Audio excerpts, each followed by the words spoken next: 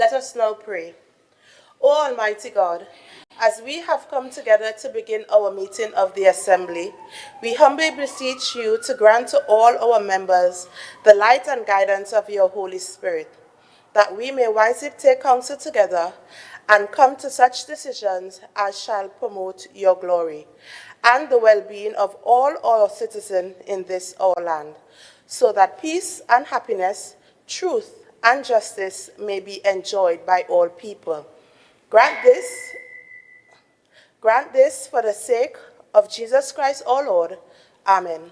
Members, you may be seated.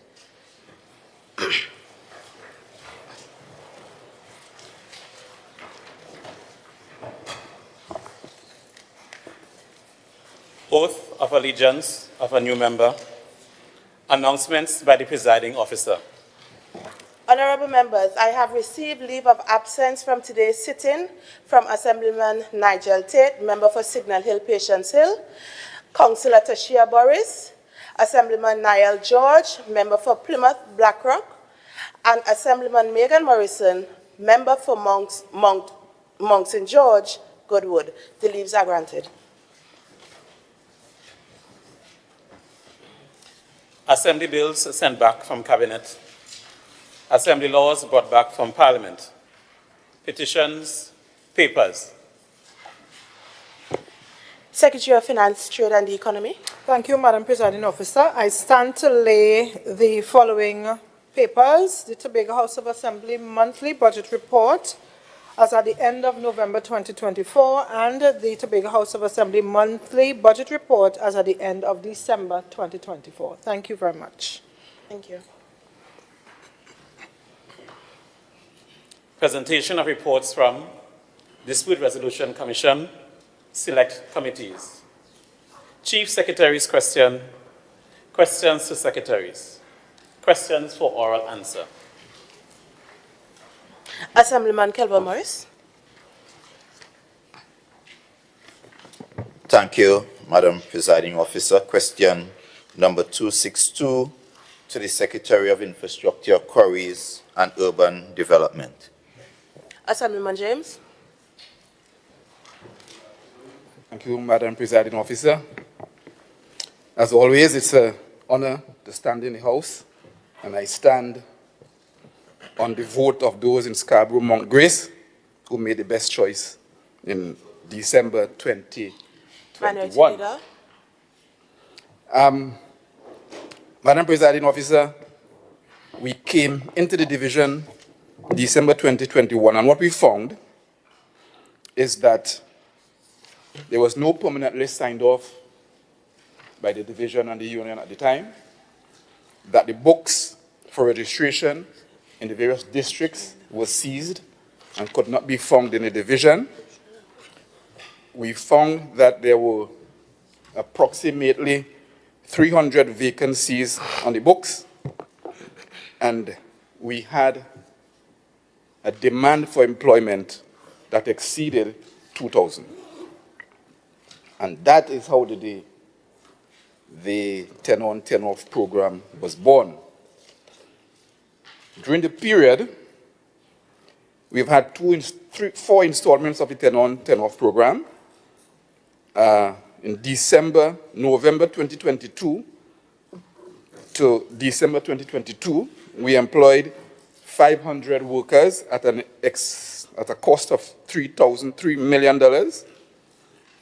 From April 25th, 2023 to September 11th, 2023, we employed 800 workers at a cost of $9,022,000. From November 7th, 2023 to August 12th, 2024, we employed 650 workers at a cost of $15.2 million. And of November 19, 2024, the program is projected to end August 25th. We have employed on a rolling 10-on, 10-off basis 800 workers at a cost of $18,770,240. Over the period, We have expended $46 million on the program, and we have employed 2,750 workers.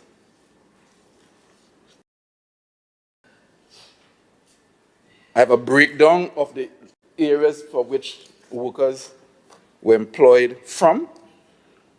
From Argyle, over the 3 years, we've employed 22 persons.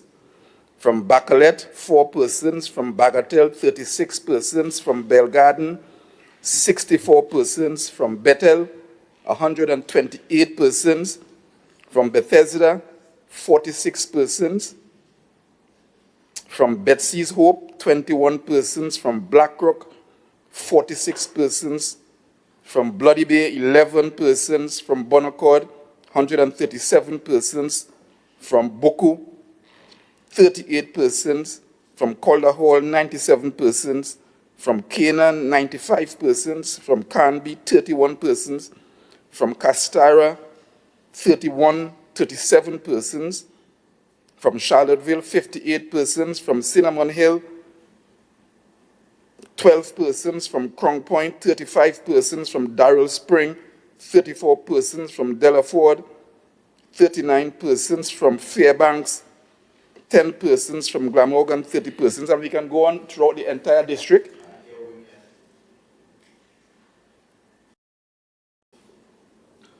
I can read the entire list. From Glamorgan, 30 persons. From Glen Road, 28 persons. From Golden Lane, 61 persons. From Goldsboro, 11 persons. From Goodwood, 59 persons. From Government House Road, 16 persons. From Grugo Patch, 13 persons. From Harmony Hall, 10 persons. From Hart Lane, 24.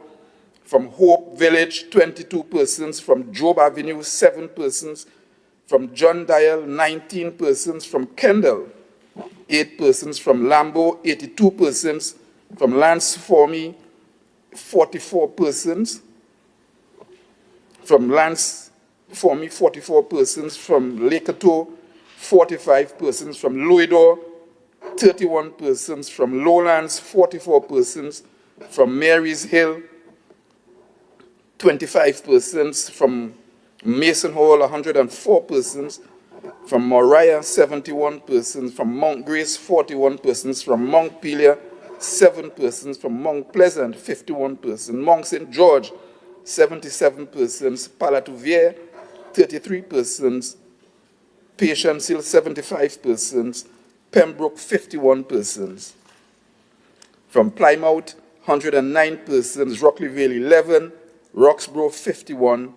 Scarborough, 47. Signal Hill, 64. Susolands, 33. Speyside, 42. Darrell, Spring Garden, 23. Union, 17.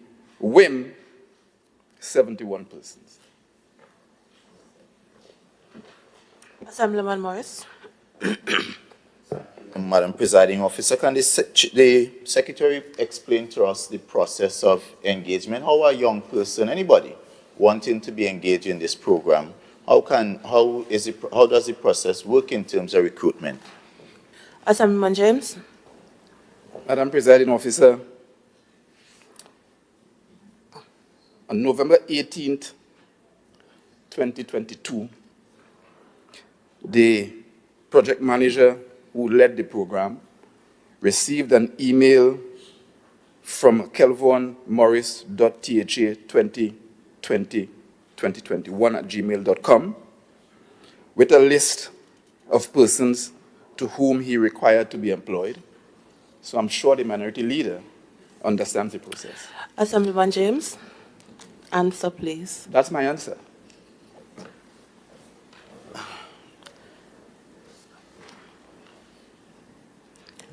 Can you reiterate your answer?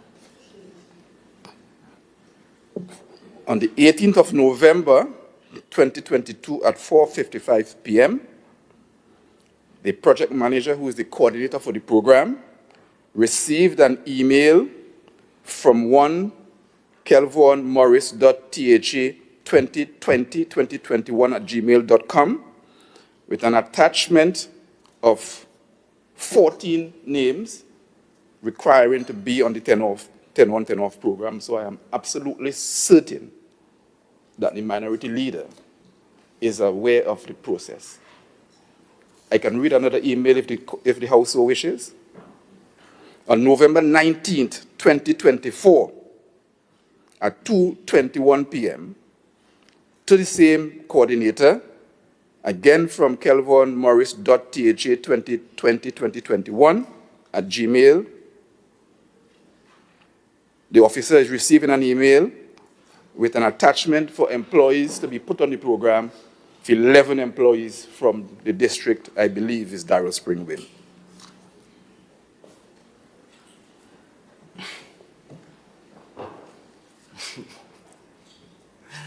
Assemblyman Morris. Madam Presiding Officer, if we are to accept that process utilized by the Office of the Area Representative is the accepted process, then can the Secretary explain why from that time to now, only one person from that list has been employed? Assemblyman James. I wish that I was the person deciding who makes it to the 10-on, 10-off program. What I can say is that from this Assemblyman's district, from Union, 17 persons, from WIM, 71 persons,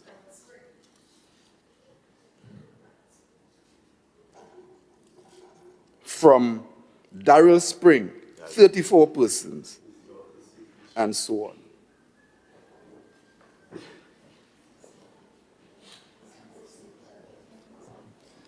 Assemblyman Morris, follow up. Madam Presiding Officer, so clearly, if that is the process as accepted, and I can confirm out of the 11, only one, is the Secretary saying that the process is not working?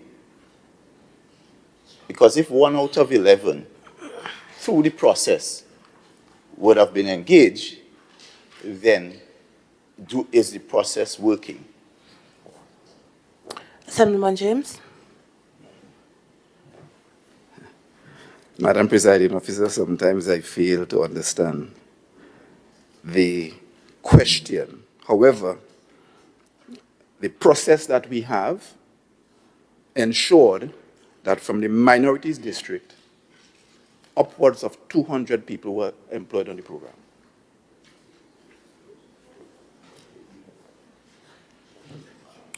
Question 263. Councillor Petal Daniel Benoit.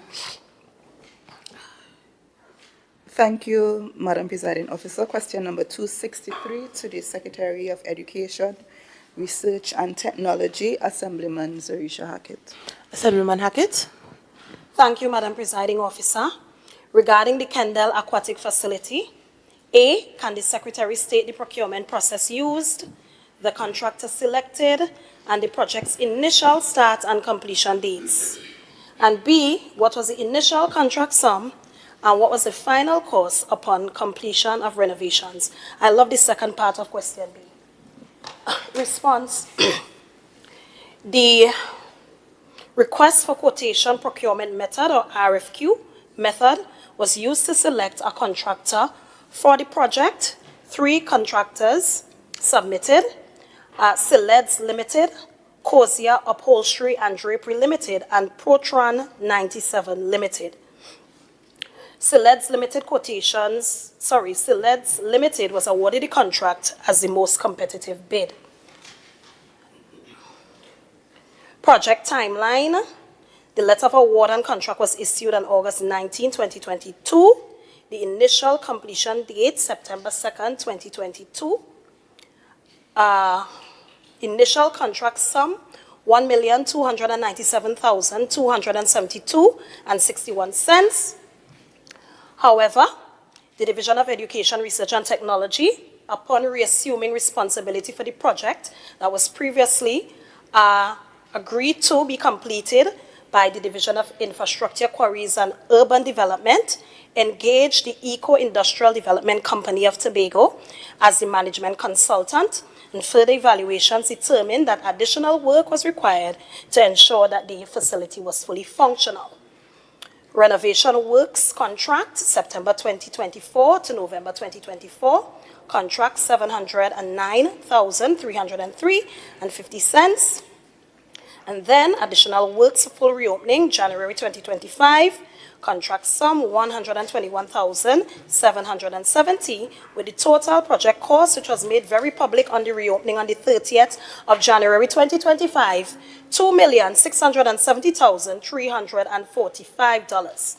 The project included, because it's going to be a follow-up question, so let me save him that, general construction repairs and refurbishment, repairs to the swimming pool, board pools that were leaking, replacement of damaged plumbing and drainage systems, repairs to all electrical systems, refurbishment of the restroom, changing area and showers, cleaning and restoration of the deck and spectator seating areas and repainting of said areas, general painting and finishing works, additional plumbing and electrical repairs, restoration of the pump and filtration system, waterproofing and sealing of pool structure, installation of new safety and compliance signage, upgrades to lighting and ventilation systems, repairs and replacement of tiles in various facility areas, roof repair and ceiling repair, final calibration of pumps and filtration system for full functionality, repairs and upgrades of the facility's entrance and access points, installation of new fixtures in washrooms, changing of the entire perimeter fence, repairs and sealing of pool deck surfaces, inclusion for the first time of railings and slip-resistant coatings, final testing of water quality and filtration system, replacement of the pump system, replacement of the sanitation system, complete landscaping and outdoor aesthetics, additional signage, final deep cleaning, and of course, furniture and equipment replacement. Thank you, Madam Presiding Officer. Councillor Daniel Benoit. Thank you, Madam Presiding Officer. Madam Presiding Officer, the Secretary indicated that there was a changeover from the Division of Infrastructure to EID cuts in relation to management of the project. To the Division of Education. To the Division of Education. Was the same contractor engaged, or there was a new process after that changeover occurred? Assemblyman Hackett. Yes, Madam Presiding Officer, the RFP, all of that occurred under the Division of Infrastructure. As a matter of fact, the Division of Education engaged the Division of Infrastructure because that occurred in the midst of our school repair program, and we found that we needed the assistance from the experts in that division. So yes, we reassumed responsibility at the end of that school repair period and engaged EID cut, as we did for our entire school repair program, to also facilitate this project. Thank you, Madam Presiding Officer. Councillor Daniel Benoit. Madam Presiding Officer, I don't think the Secretary responded. I was asking the question if with the changeover, if the contractor was the same person. Assemblyman Hackett. Yes, Madam Presiding Officer. Any more follow-up? No.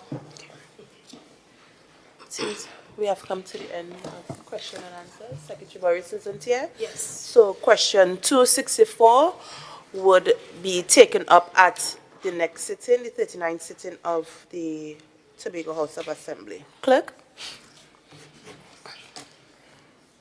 Requests for leave to move the adjournment of the Assembly on definite matters of urgent public importance. Statements by secretaries and assistant secretaries, personal explanations, introduction of bills, motions relating to the business or sittings of the Assembly, and moved by a secretary or assistant secretary. Public business. Motion. Assistant Secretary of Community Development, Youth Development and Sport, Assemblyman Wayne Clark.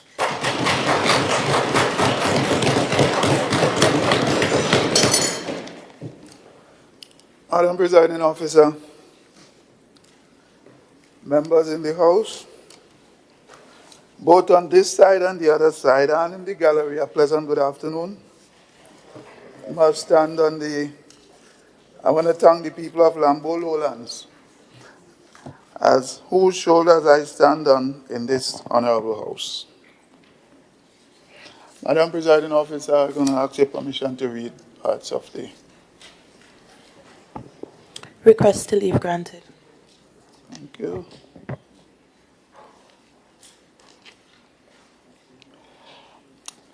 whereas the Tobago House of Assembly has made significant strides in advancing Tobago's development through various initiatives and projects made possible by the dedication of many hard-working and committed public officers across all employment cadres.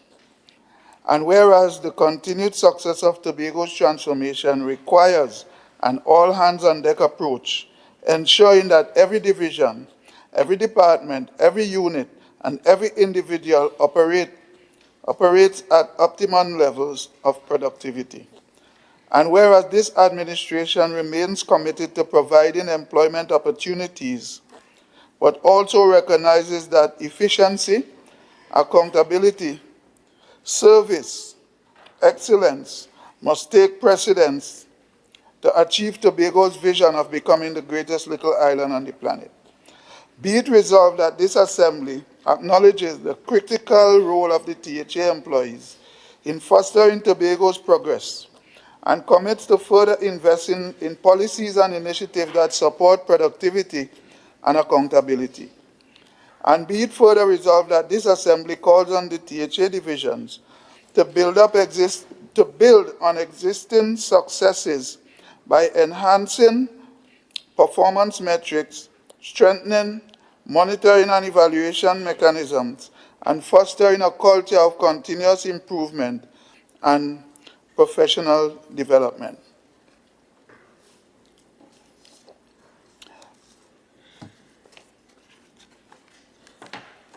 Madam Presiding Officer,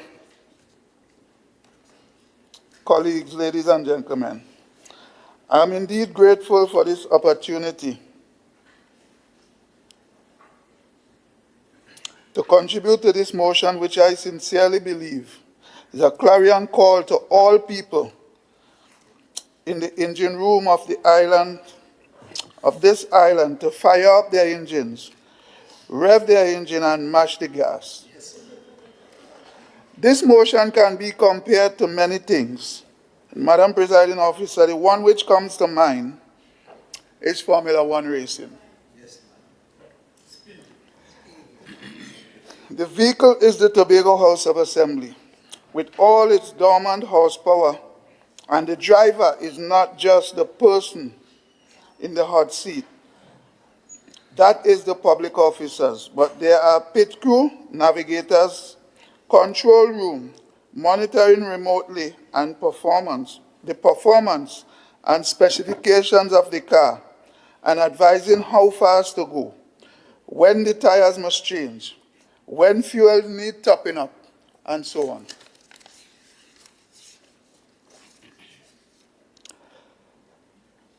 That is who we are as assemblymen and secretaries, monitoring the performance of the THA and making decisions with the driver on the handling and management of the vehicle. That is the THA in the race to provide goods and services to the people of Tobago. Don't forget, Madam Presiding Officer, that there are also spectators in the velodrome and watching from afar. Some spectators are rooting for the THA vehicle to succeed, and some are invested in a flat tire or it running off course. But I will speak about that a little later on. But for the moment, let's concentrate on the driver, because we don't want him to stop at all.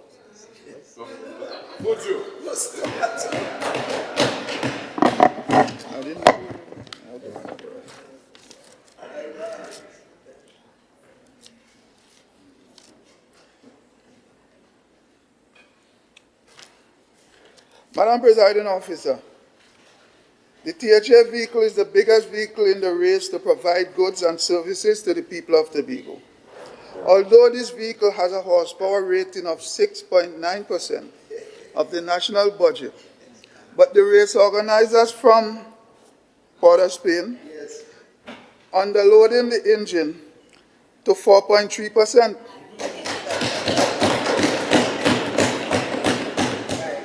Therefore affecting the power of the vehicle, the downforce, the torque, and maximum speed. the handling around the corners, and the fuel consumption.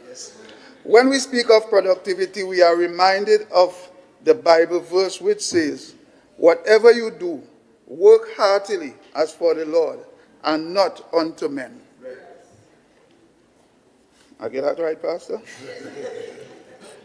In other words, even though the race is already sabotaged by the central government underfunding of Tobago, we must not just sit back idly and have everything come to us as if we are on life support in an intensive care.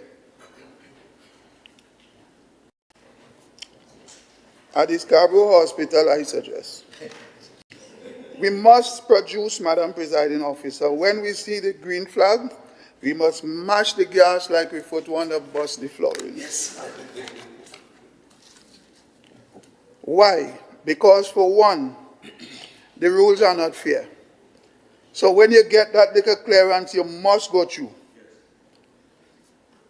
My colleague from Scarborough Mount Grace has clearly demonstrated time and time again the weaponization of the central government to frustrate the efforts of the THA to bring much needed services to Tobago. And they are looking on, Madam Presiding Officer, to see the fruits of that sabotage while the people of Tobago continue to suffer. While the people of Tobago continue to suffer, and while all of that is going on, the Tobagonians in Parliament and those opposite are silent because of their allegiance is to power and not Tobago. So this motion, Madam Presiding Officer, is our pit stop. The motion seeks to acknowledge the critical role the THA employees are fostering Tobago's progress and commits to further investing in policies and initiatives that support productivity and accountability. We must invest in the drivers, Madam Presiding Officer, but we must also give the driver the best and expect the best in return. Take, for example, our mega development program. The allocation is $205 million. I just want to stop at that a little bit, Madam Presiding Officer. We need to understand, and the people, the layman on the street, also need to understand that it says $205 million here, but in reality it's a different figure. Because due to late releases from Port of Spain, when that money comes late, the THA has to go into that overdraft, which for the past 2 years, Madam Presiding Officer, the THA has been paying $8 million, that interest. So in effect, the $205 million, when you take 8 away from that, really we have 198 million. Or 97. I dropped out of school, but we should expect that. It's just one. So, Madam Presiding Officer, when on paper at times it seems that we have one sum, in reality, we have a lower amount to deal with. The last time we had such a small allocation was during COVID in 2021. And that allocation was a crisis allocation during a pandemic when the country was shut down. Tell me, Madam Presiding Officer, what in the national crisis that will cause the central government to give at its lowest DP allocation in 10 years? This is like putting unleaded gas, Madam Presiding Officer, in a THA vehicle that has an engine for jet fuel. Obviously, they want to mash up the engine, and that engine is Tobago. Yes, sir. Yes, sir. Madam Presiding Officer, in this field of sport, talking about the racing, there is saying it's not just the car, it's also the driver. And while we are calling on the central government to stop sabotaging our drivers,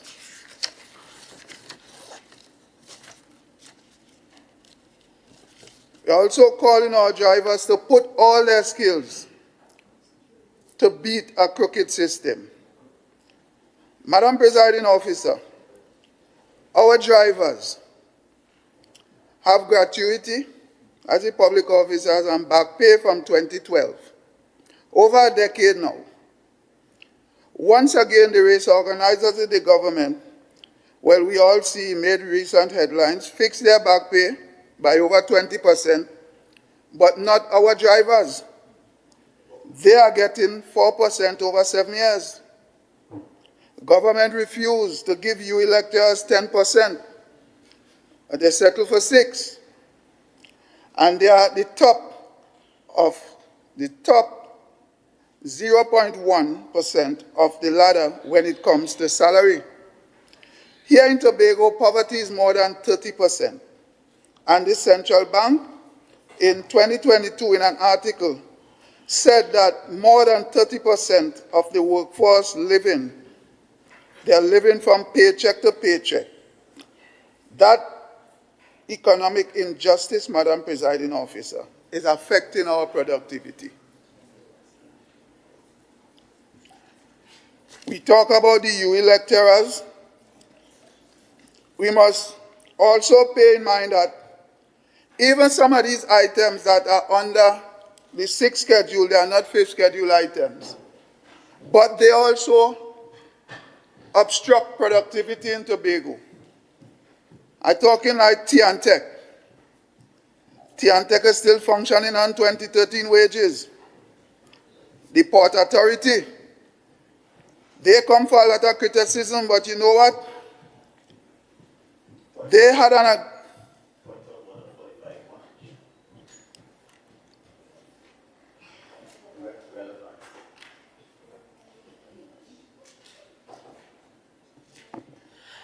Minority Leader, we have to hear where this conversation is going.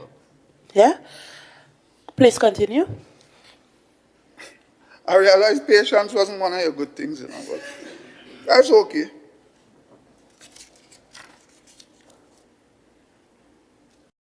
Madam Presiding Officer, how about that 2 minutes, eh?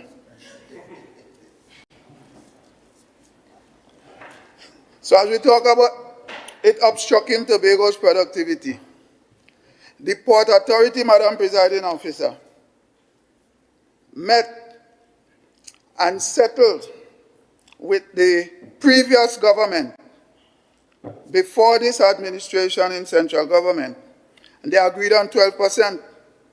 But up to today, that agreement was not honored. And we know the importance, Madam Presiding Officer, that these people play. We know the importance. WASA, they were offered 4%, but WASA offered 4%, but the government again refused. As true PSA, Madam Presiding Officer, our teachers, which are among some of the most critical people with the job they do, which deals with our children on a daily basis. Sometimes some of these children actually must spend more time with the teachers than their busy parents at times who are struggling back and forth to make ends meet. Time and time again, can these people perform at their best when they are working with salaries that over a decade old have been renewed, upgraded? Our healthcare workers, it's just normal for people to feel demotivated walking into the workplace when you had to function on salaries from a decade ago. Because the cost of living didn't wait on you, it keep going up. Things will keep turning. And for you to be functioning on that, Madam Presiding Officer, the salaries that are just not up to date, it affects our productivity one way or the other.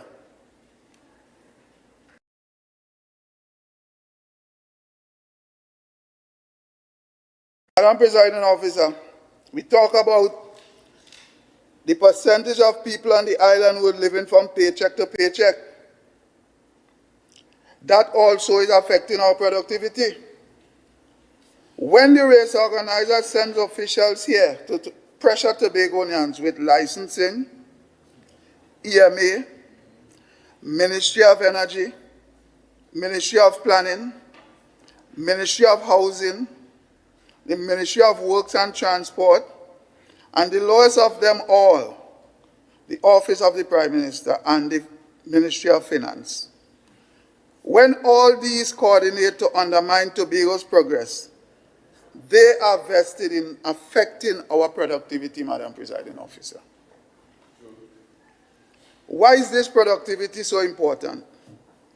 If we do not maximize our spend here in Tobago, we will allow the government in Port of Spain to get us. We cannot allow them to get to us. So I'm contributing to this motion, Madam Presiding Officer, to let public officers know that they are the drivers of the vehicle and their skill will compensate for the sabotage.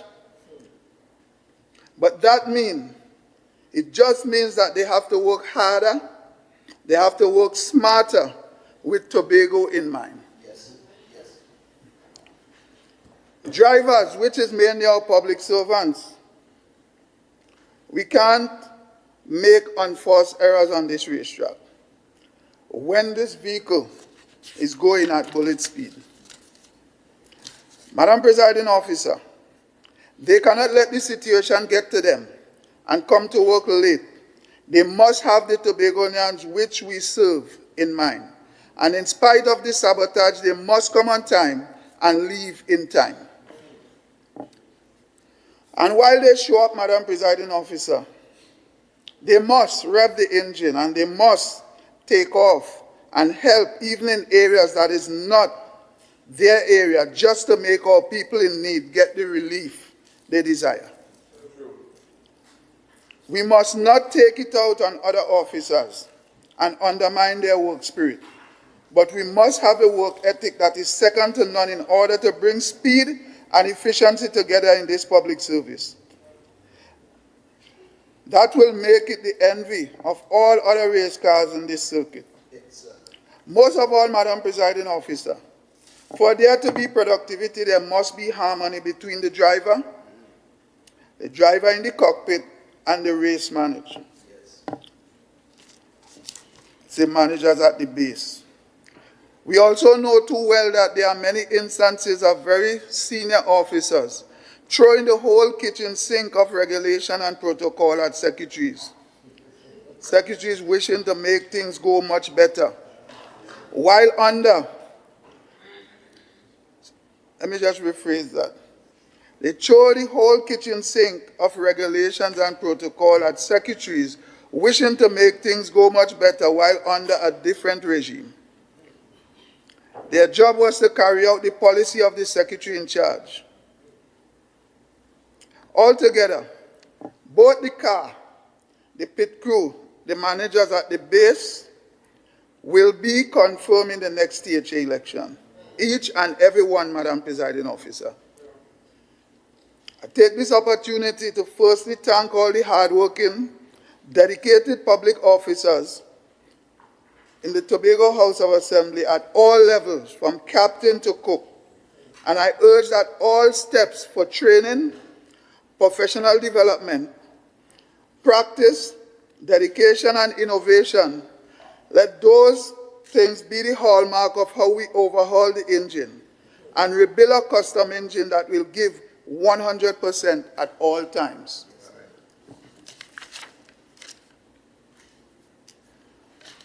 And winding up at this moment, Madam Presiding Officer, it is necessary for me to state that Tobago was not always like this. But after 20 years of shortcuts, our support for the drivers need retooling. And in this debate, I move that our mission to build productivity will drive our efficient, effective, and accountable public service, therefore contributing to making Tobago the greatest little island on the planet. Madam Presiding Officer, there are a lot of things that can prevent productivity. Sometimes they seem very minute, but sometimes small things have a big effect and can contribute to a big result. I worked at the Division of Infrastructure for a few years well. As a matter of fact, I was just about to call it my career. But I'm here nevertheless.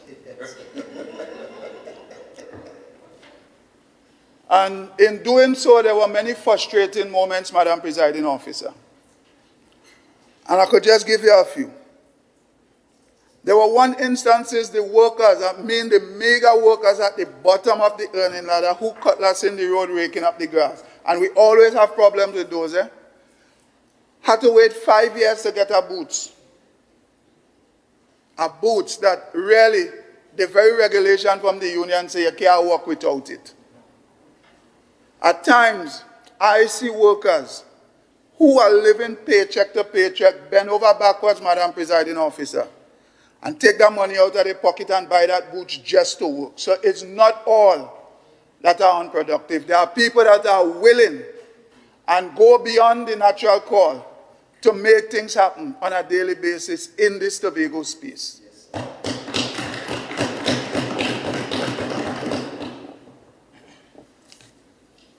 It's very difficult, Madam Presiding Officer, when you're leaving home to do your work, but you don't have a comfortable mind. You're leaving home wondering. Many times we pass through the villages and we see crews from work sitting there. And people will say they're lazy, that's off the surface. When you get to the bottom, these men just don't have the materials to work. The division has money to pay the salary, but they don't have money to buy material. And you know, people living paycheck to paycheck, and people who live in the way some of our workers at that low end live. If you buy the material and you send them home, the work still ain't got done. And you're going to be creating more harm than good, Madam Presiding Officer. So even though at times we say we don't see productivity coming from them, there are reasons why. Nothing is 100%. And these workers, Madam Presiding Officer, while they might have some that not performing where they should, there are workers, I assure you, who go beyond and above to make the daily sacrifices just for works to be done. I see at times men bring things from home just to get the work done. There was one instance where there was no material on a job, and they wanted just about 10 blocks to finish the job. I see a worker take 10 blocks from home by him and bring it to the job to get the job completed. Madam Presiding Officer, we have to commend people who go beyond and above to make things work in ways like that. Yes, sir. We have to. And at times, we tend to, the interpretation out there is that sometimes these people feel kind of beat down. You know, like their best efforts is going to nothing. But we as an administration here, Madam Presiding Officer, are committing to have these workers the simple things that they need to perform, that they have these things, that they have their PPE. In the division where I service, community development, youth development, and sport, under the great leadership of Mr. Sampson,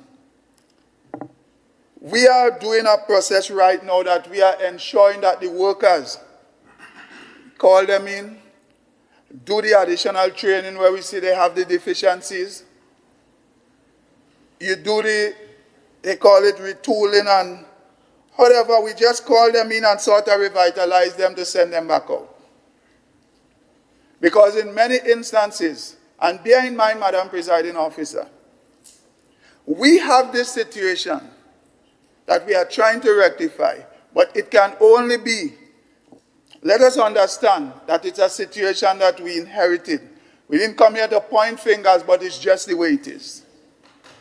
We got it broken, and we are trying to go as fast as we can and as hard as we can to get it to run the way it should, that Tobago will get the service it rightly deserves. There are dedicated workers out there. Nothing is 100%. But there are also workers that are very, very demotivated.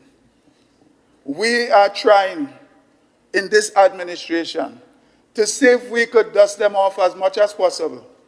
Give them the tools they need, Madam Presiding Officer, that they may do the work that is required of them.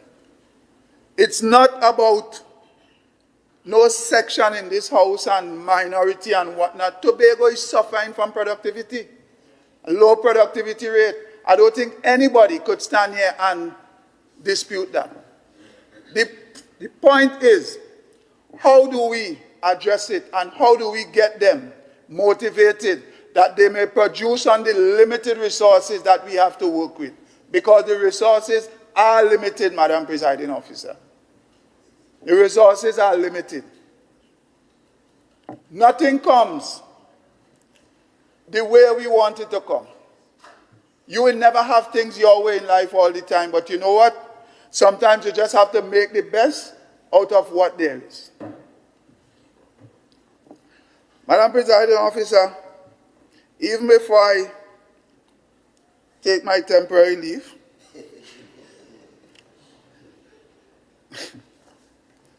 we will do what is required, as some of my colleagues will get deeper into certain aspects of this presentation, that we will let Tobago know that we have their backs. We'll let Tobago know that we are in support and we will do the best we can to bring the resources that we could realize the development that we deserve through motivating them enough to produce at that level that will make this a reality. We all look forward to doing the best we can to equip the workers that they may produce, and we can work, Madam Presiding Officer, to see that great island manifest before our very eyes. Madam Presiding Officer, I can't forget any paper. Oh, I'll find it.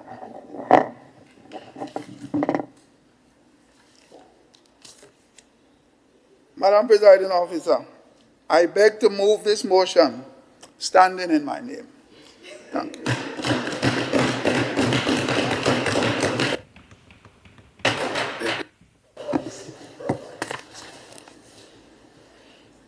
Honorable members, the question proposed is, whereas the Tobago House of Assembly, THA, has made significant strides in advancing Tobago's development through various initiatives and projects made possible by the dedication of many hardworking and committed public servants across all employment cadres, and whereas the continued success of Tobago's transformation requires an all-hands-on-deck approach, ensuring that every division, every department, every union, and every individual operates at optimum levels of productivity.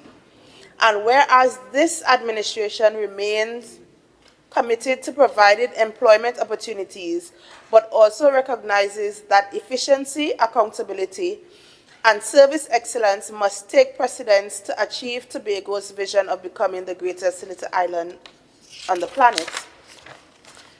Be it resolved that this Assembly acknowledges the critical role of THA employees in fostering Tobago's progress and commits to further investing in policies and initiatives that support productivity and accountability.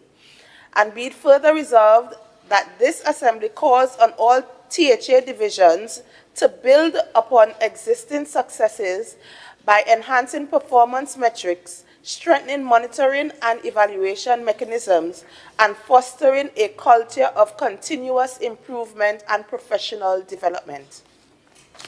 Assemblyman Kelvin Morris, you may now join this debate.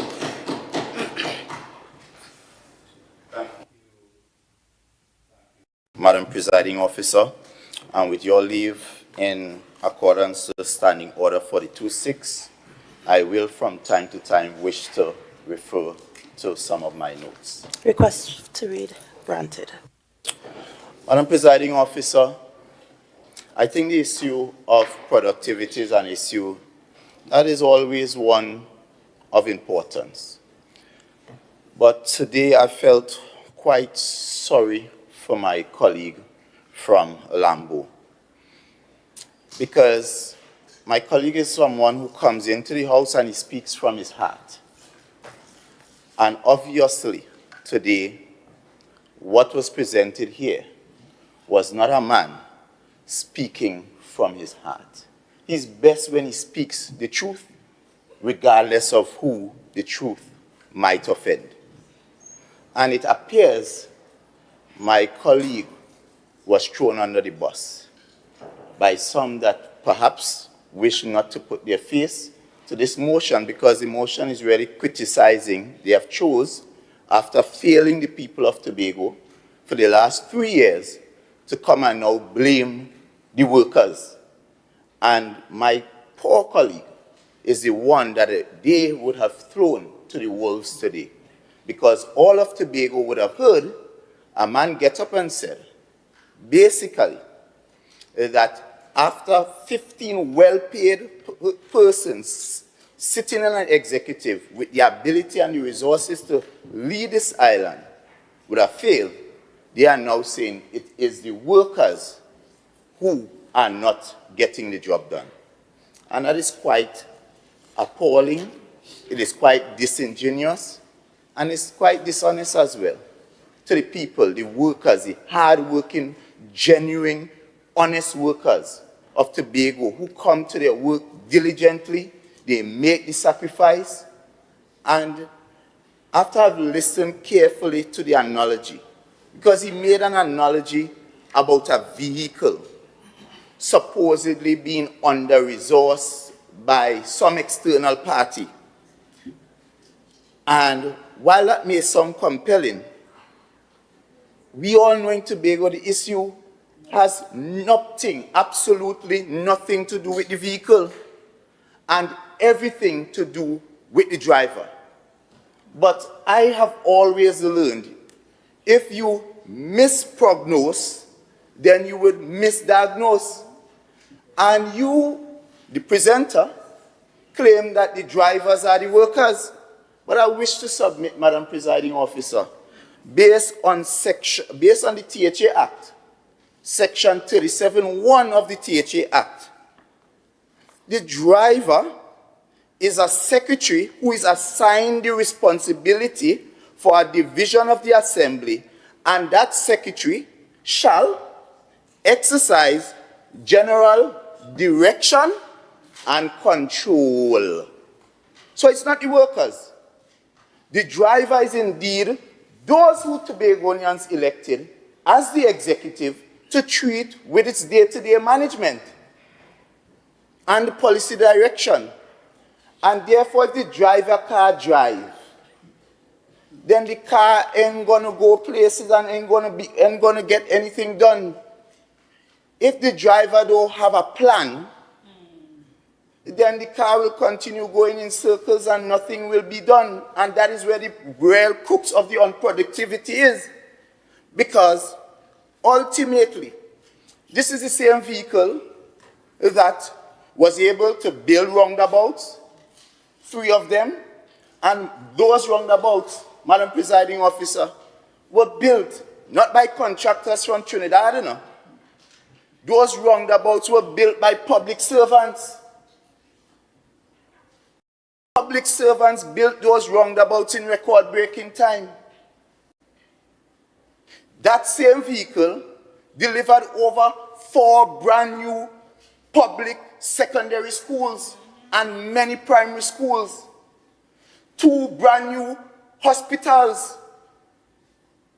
That vehicle started a brand new international airport down at Crown Point, 2 brand new police stations, 1 brand new fire stations, developed playing grounds all across Tobago, the length and breadth of Tobago, lit playing fields, built over 14 new community centers, not recommissioned, commissioned brand new community centers, built access roads, developed roads. I remember in Wim was 1-way road in, 1 road out. Now you can go through Wim, through Backhill, you can go through Idlewild, you can go through Mary's Hill, you can go through Top Hill, School Hill, all kind of hill.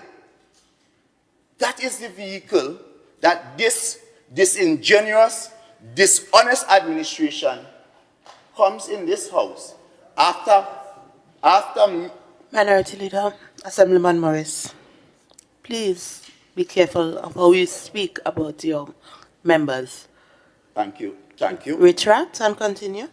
This abusive, Retract I and retract, continue. and this abusive administration. Madam Presiding Officer, I wish not to be distracted. Assemblyman Morris, there is a standing order that guides your language. Okay, no problem. I retract. Retract and This continue. administration that does not treat Tobagonians properly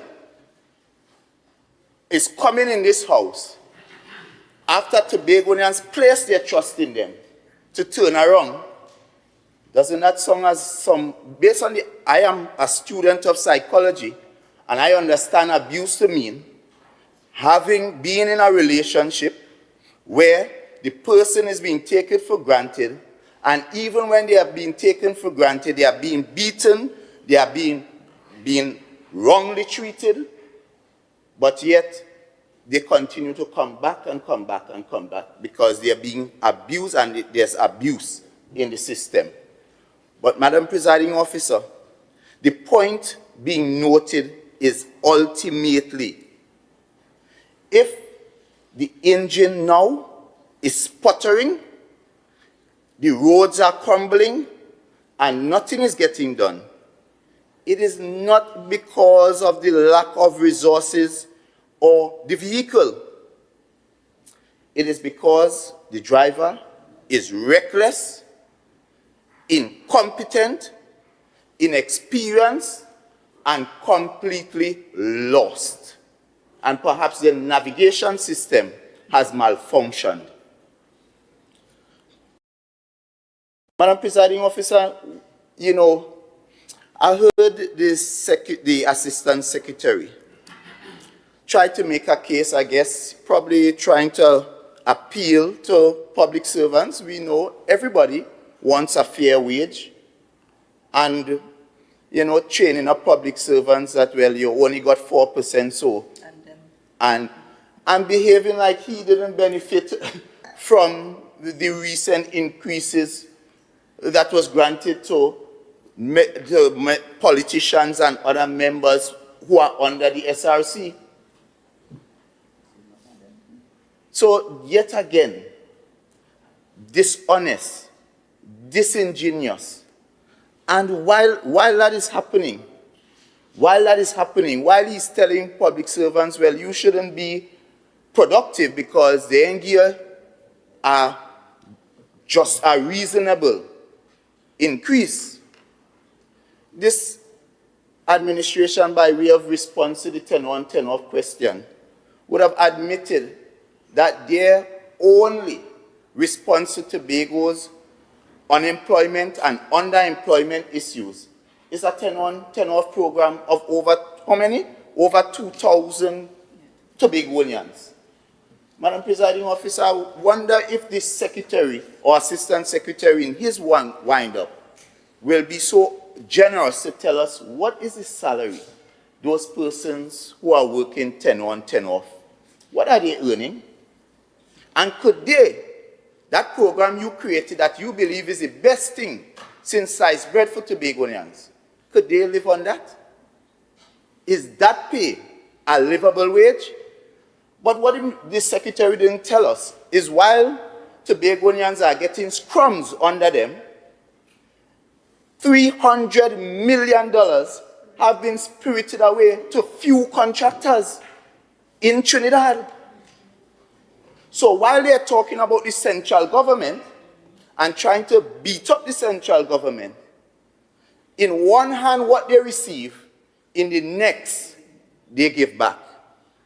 So in one hand, you're saying 200 or however amount is inadequate for Tobago's development, but you are taking even more and give it back to the same people you say that are, in fact, stymieing Tobago's development. So again, I wonder, what is really the modus operandi of this driver And, Madam Presiding Officer, let's be honest. Because I said the problem isn't the vehicle. And we accept, based on my submission, that the secretaries are in fact the driver. And if we are to accept that the secretaries are the driver, then the next real question is, where are they taking us? Can any Tobagonian, the public servants, the average man on the street, articulate the destination? Do we know if it's Charlottesville we want to go? And have they actually told us how we're going to get to Charlottesville? Do we really know where the stopping points, where are the markers? And we are talking productivity, and you know what disappoints me about this contribution? At no point did the member provide any metric, any scientific methodology to, in fact, discuss this issue of productivity. Because what is not measured cannot be managed. And therefore, you cannot just come here and tell us, well, Tobago have low productivity. Did you test that?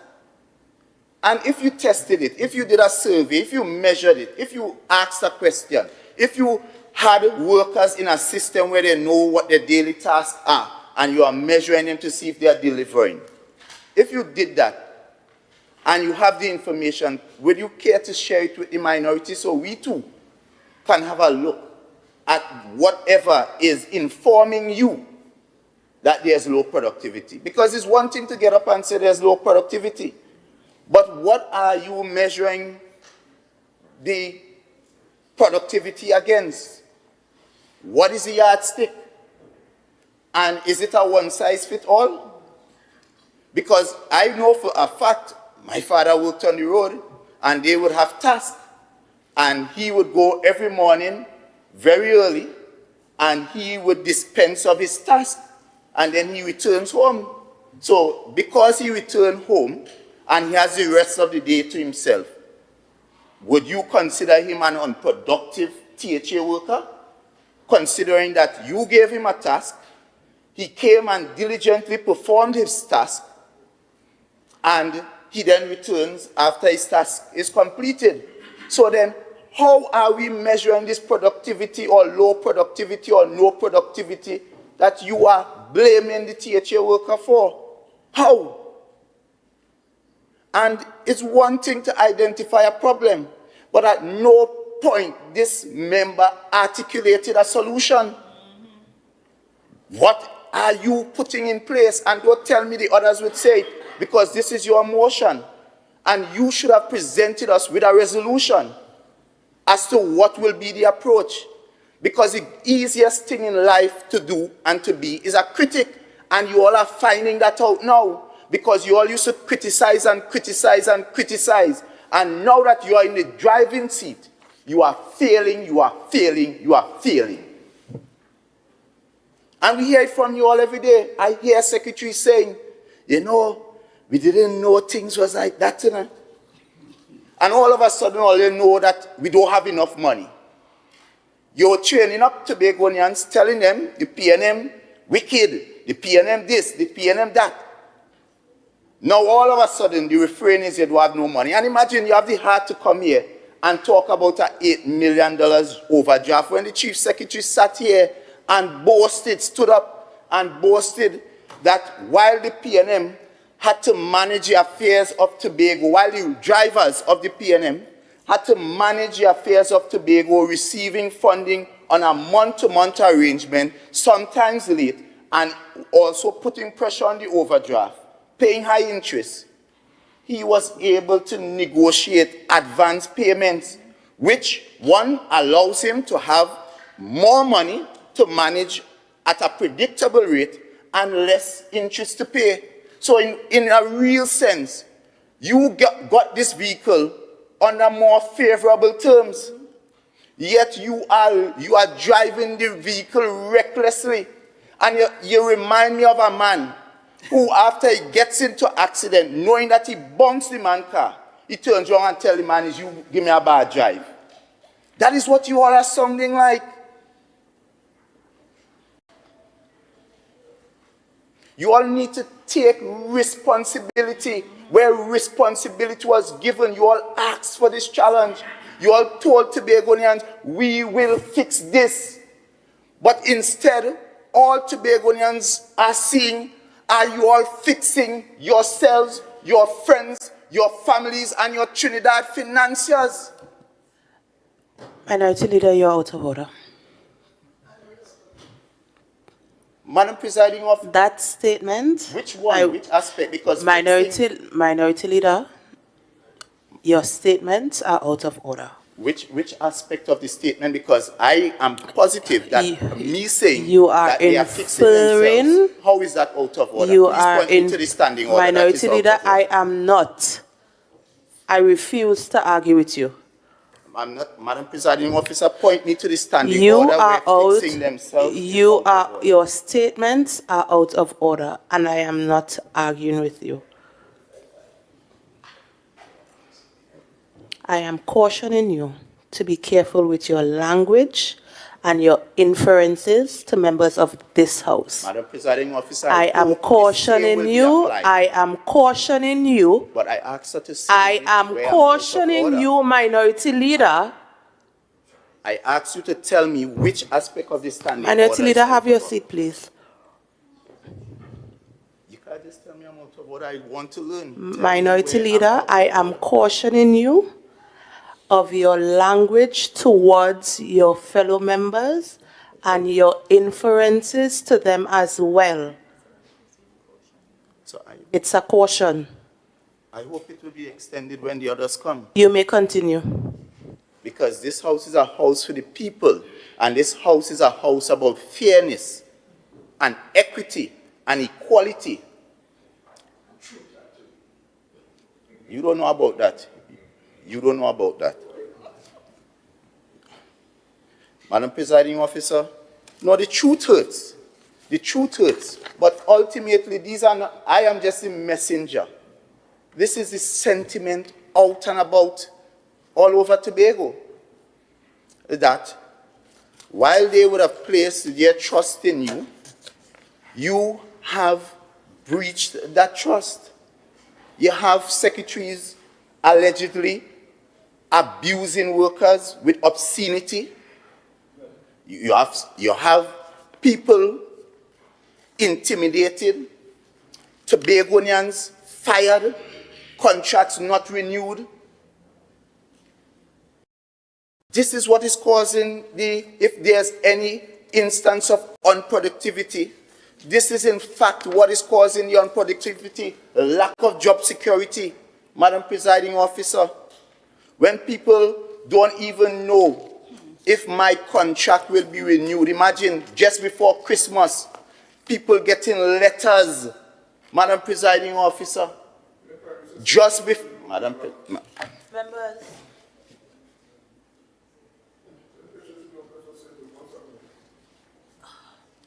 Honorable members, there's a right way to do things in this House.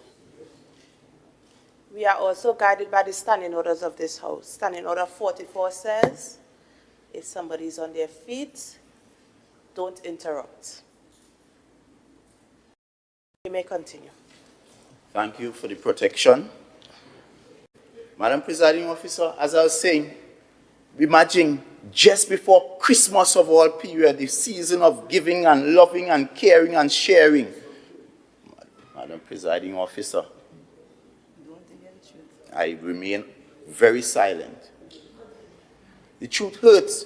Just before, and I'm going to repeat it for Tobagonians to hear, just before Christmas, your Tobagonian brothers and sisters and family and cousins and uncle and nenen received letters indicating that their contracts will not be renewed. Imagine that. Taking bread out of the mouths of your own Tobagonian people. We're so cross up in Tobago, and might be even your relative, you never know. And you want to come here and tell us, after driving, overseeing, and presiding over those heartless kind of actions that perhaps the reason why nothing is happening is because the workers are unproductive. So after they go through the abuse, you turn around and tell them that they are the problem, not me.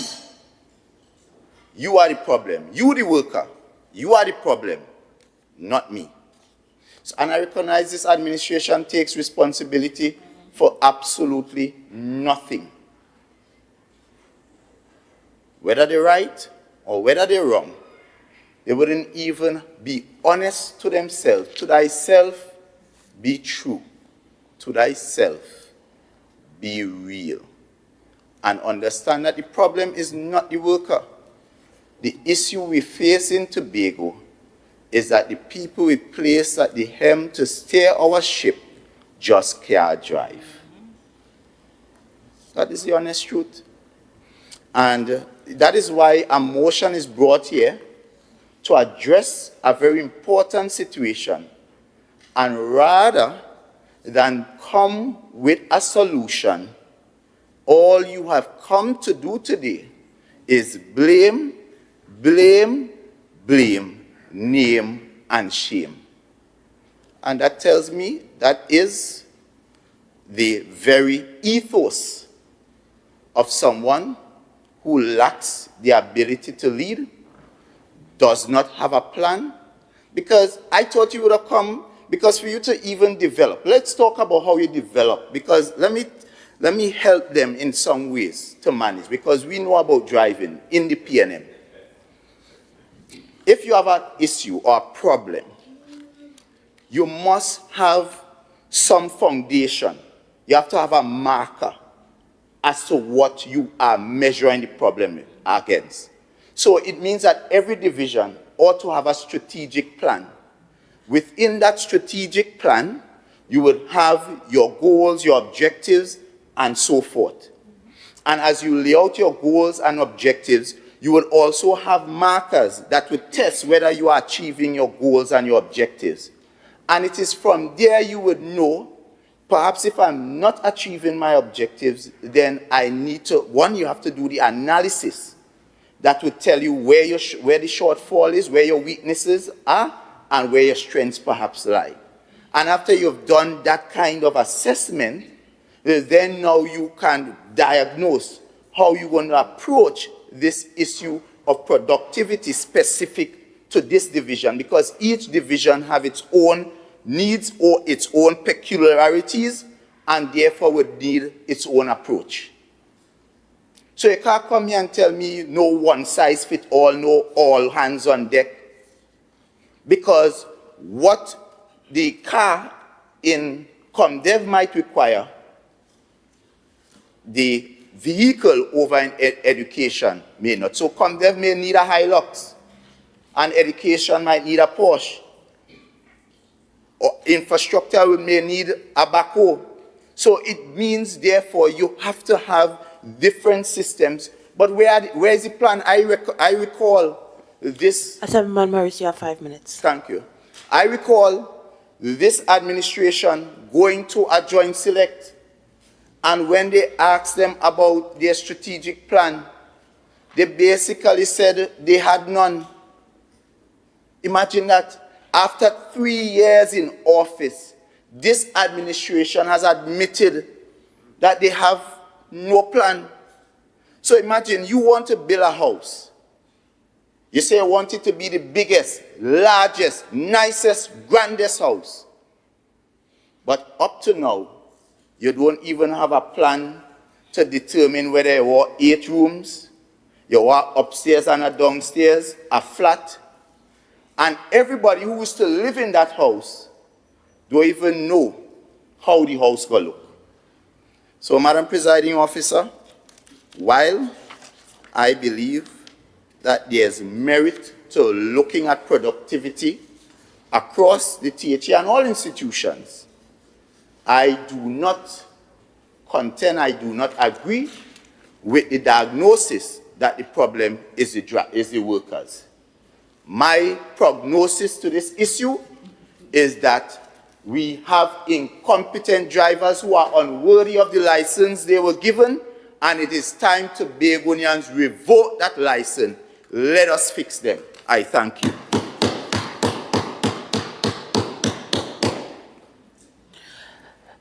Assemblyman Brabner, you may now join this debate. Thank you. Thank you, Madam Presiding Officer. Typical.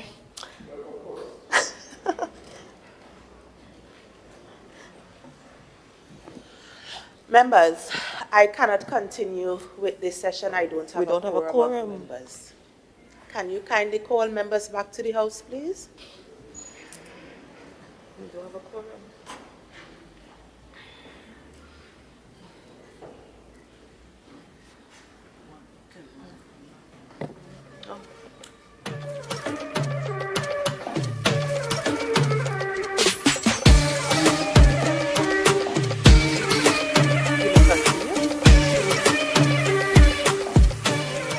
Thank you, Madam Presiding Officer.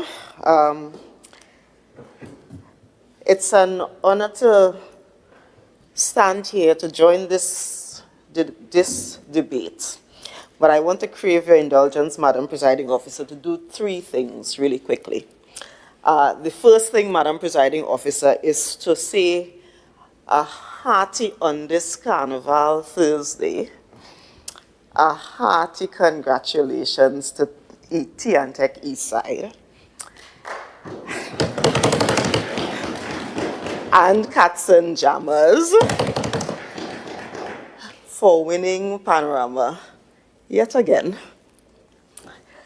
And allow me to also crave your indulgence, and I'm glad the member for Palliative and so forth came, because when I sit, I am going to crave your indulgence to leave and then come back, because I would like to go to the celebration for Deuce that is happening at this time with our school children. Madam Presiding Officer, you know, I sat here and I listened to my colleague, the Assistant Secretary with responsibility for community development, youth development, and sport, indicate to the people of Tobago that it is a time for all hands on deck. And he said it multiple times, and we spoke about the fact that there's limited resources, we spoke about the fact that, you know, all of those things, and he said all hands on deck. And somehow, the member on the other side possibly did not listen to the motion at all, did not read the motion at all, and possibly did not listen to the member at all, because at no time did the member blame the workers or anything like that. But it is clear that what just happened, Madam Presiding Officer, is that the minority leader came with a script which he read, and he does not understand that debating requires you to actually listen to what people say and then respond, Madam Presiding Officer. I also promise to not be very long again. Celebrations are happening. How are we going to do this? And I kind of wished, Madam Presiding Officer, that the member had stayed, because having asked all of those questions, he conveniently is not here to hear the responses again. So how do we do this? The act of increasing productivity is one that requires, as the minority leader indicated, us looking at numbers, us looking at benchmarks, us looking at targets. And this Tobago House of Assembly, led by the Honorable Chief Secretary and this Tobago People's Party administration, even though we came into a space where there was no strategic plan, and it is strange that he will talk about not having a strategic plan and all of that, when in fact the organization that he's a part of did not have a strategic plan, and their strategic plan was old, and they spent money on doing it over, and it lapsed again, and didn't do anything in the strategic plan at that point. So it is kind of hypocritical, Madam Presiding Officer, to come here and expect, maybe it's not hypocritical, it is high expectations for those of us in the Tobago People's Party, and we need to rise to that kind of expectation. But we have done something. We have indicated to the people of Tobago that our aim is to make this island the greatest little island on the planet. And to do that, we have identified 12 pillars. And those 12 pillars have been linked to the international sustainable development goals.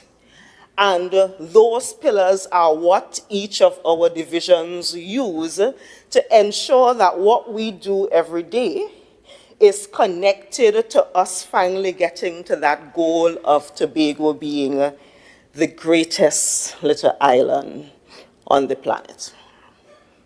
So no, what we do not have is a document that we paid some consultant a whole lot of money for, and it sit down and wait and do nothing with it. What in fact we have are very bite-sized, measurable goals that we are looking towards for each of the divisions. So in my division, for example, we know that we are looking towards healthcare, and we know that we are looking towards social protection, and we know that we are looking towards those areas. And because we have linked them to the Sustainable Development Goals, we already know what those numbers are. What we've recognized, though, is that I kind of feel like after so many years in the Tobago House of Assembly, Madam Presiding Officer, that we're starting from scratch with so many of these things.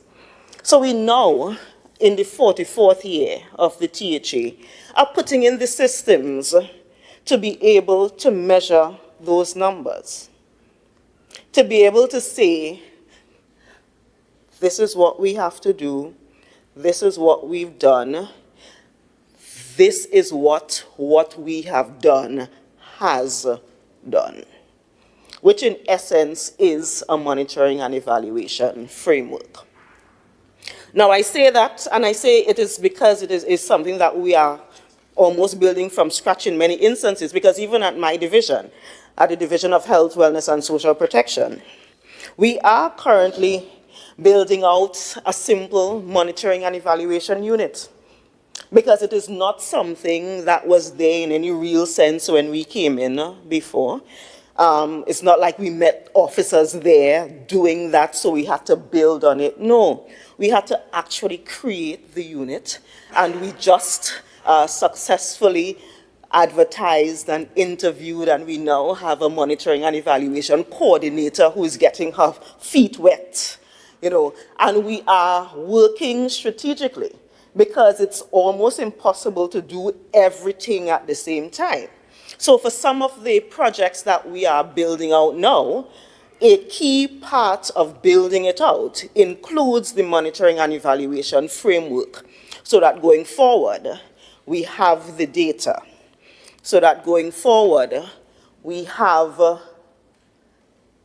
the quantitative and qualitative knowledge to say, yes, we are productive. Yes, we've spent this $1 million and we got what we expected out of it. Or no, we spent the whole set of money and it really didn't work. And this is time to stop, reevaluate, and pivot. And may I say to my colleagues, as I've said it to the staff at the division, there is nothing wrong with identifying that something that you've done is not working. There is nothing wrong with identifying that and identifying that early and quickly, and then pivoting, and then changing your direction so that we don't keep doing what they did for 21 years that got us to this point, Madam Presiding Officer. So it includes all of us, even at this point, Madam Presiding Officer, when the budget statements are being prepared. The circular coming out of the division with responsibility for finance is very clear. It speaks to ensuring that all of the projects that we put a monetary figure towards is linked to these goals, these achievements, these outcomes. It speaks to that. So it is now up to us, again, all hands on deck. It is now up to us, all hands on deck, ensuring that what we write, what we budget for, and then what we spend actually makes sense and gets us to the point of productivity. As I said, Madam Presiding Officer, the aim is not to be very long. But I want to tell a little story. And yes, on this Carnival Thursday, it seems like everything that I say is revolving around Pan. But forgive me with this one. At the finals last weekend, as I made my way to the drag, by the way, we were able to honor one of what I would call our fallen soldiers of Pan by creating that drag in his name and in his honor. And I see the secretary with responsibility for food production smiling because it was she boy, Mr. Vetno. While on that drag over the weekend, somebody came up to me, Madam Presiding Officer, somebody who I've seen around. I'm not friends with them, but you know the face, you see them around. And the person called me Fate Sandy. And I looked at them.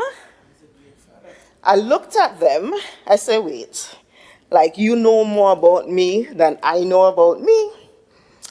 And he was standing next to another gentleman. And the gentleman was like, kind of confused too and said, Sandy? And he said, yes, I know she father. And he looked at me and he said, and so Sandy from Plymouth is your father? And I said, jokingly, well, that what my mother tell me, Madam Presiding Officer. And he has not denied that he is my father. Now, I say that to say this.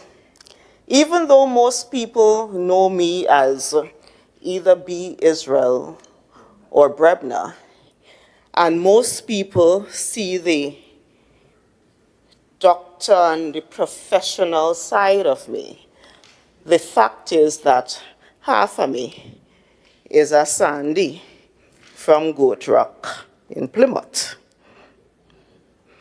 And those of you who know the Sandys from Goat Rock in Plymouth knows what that means.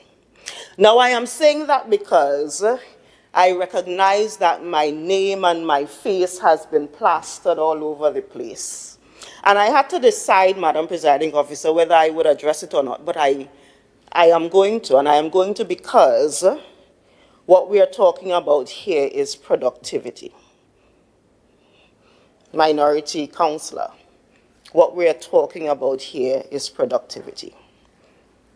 I have the responsibility, Madam Presiding Officer, of managing what may be, and I'm glad the minority leader, again, still absent, spoke to the responsibility of a secretary in the Tobago House of Assembly. And I have the responsibility of managing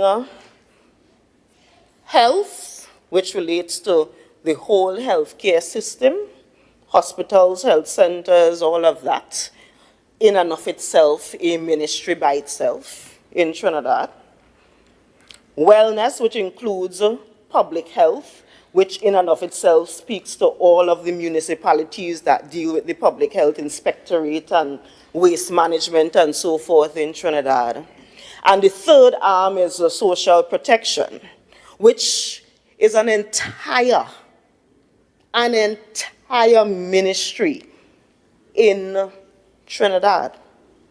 So the responsibility in Tobago, and I want Tobagonians to recognize that, the responsibility in Tobago for secretaries is really that multiple of what happens with ministers in Trinidad.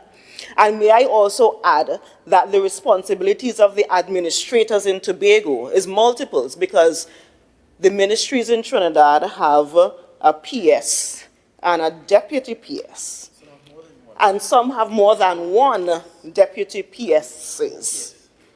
So, we have a situation here where health, wellness, and social protection is managed, and it is compared to basically 3 ministries in Trinidad.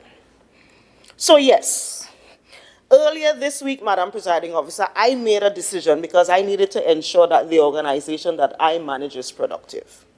I made a decision to speak to the employees who are housed at Signal Hill. And I wanted to speak to them specifically because part of the 44 priority projects of the Tobago House of Assembly for this year is the refurbishment and works at Signal Hill. And it includes 3 huge projects. One is the creation, finally, of a task force structure. Because right now, Madam Presiding Officer, they literally work out of I wouldn't even say a cow shed, because 2 cows can't stand up in there together. That is what task force currently works out of. And part of the 44 projects that includes works to Signal Hill includes an entire building for task force so that they have a full workshop to do what we need them to do. The other part of it includes working on a mechanical, the mechanical workshop there, so that they have everything that is needed. And if you remember, Madam Presiding Officer, last year, I think it was, there was a whole big protest up Signal Hill, because the employees there were talking about it being not a safe place, and they brought in the media and all of that. And to be honest, when the media contacted me then, I said to them, run with the story, because it's true. Where they are working is not the best. It's not the best conditions. It is not. You run with the story because it is true. And the third thing that we are working on up there is a lab. And it's a lab that we are going to start with treating with vectors, but we hope to expand to do water and food safety and all of that as we build out. Now, because I know that this is a workplace where people sit every day, and because I know that this is a priority project of the Tobago House of Assembly, where we are going to spend $7, $8, probably $9 million, I took it upon myself to go and speak to the employees there to let them know we come into the end of signing the contract. We are going to get the work started just now. Don't be surprised when you see mobilization happening up here. Because it may also affect how they work. Because, you now have a construction site connected to a workplace, and we have to look at the OSH expectations and so forth. And I said to them, this is me and AMPLIA talking. We are going to have an honest conversation. Now remember, I said that half of me is a Sandy from Goat Rock.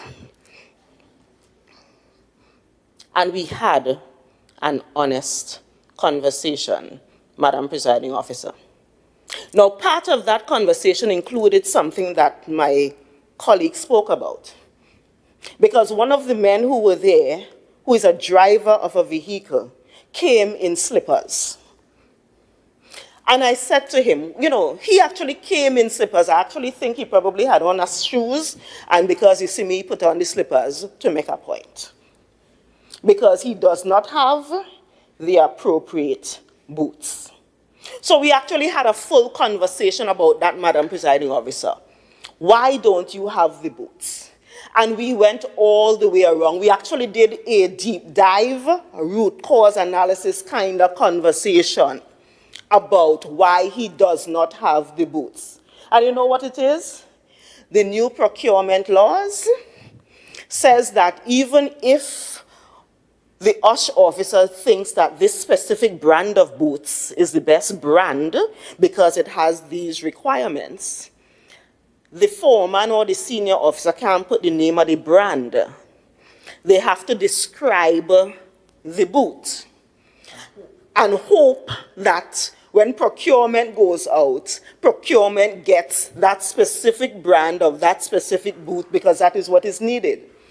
And somehow that conversation did not really happen, so that when the foreman said we need boots, and procurement went out and buy boots, the boots that came were the wrong boots.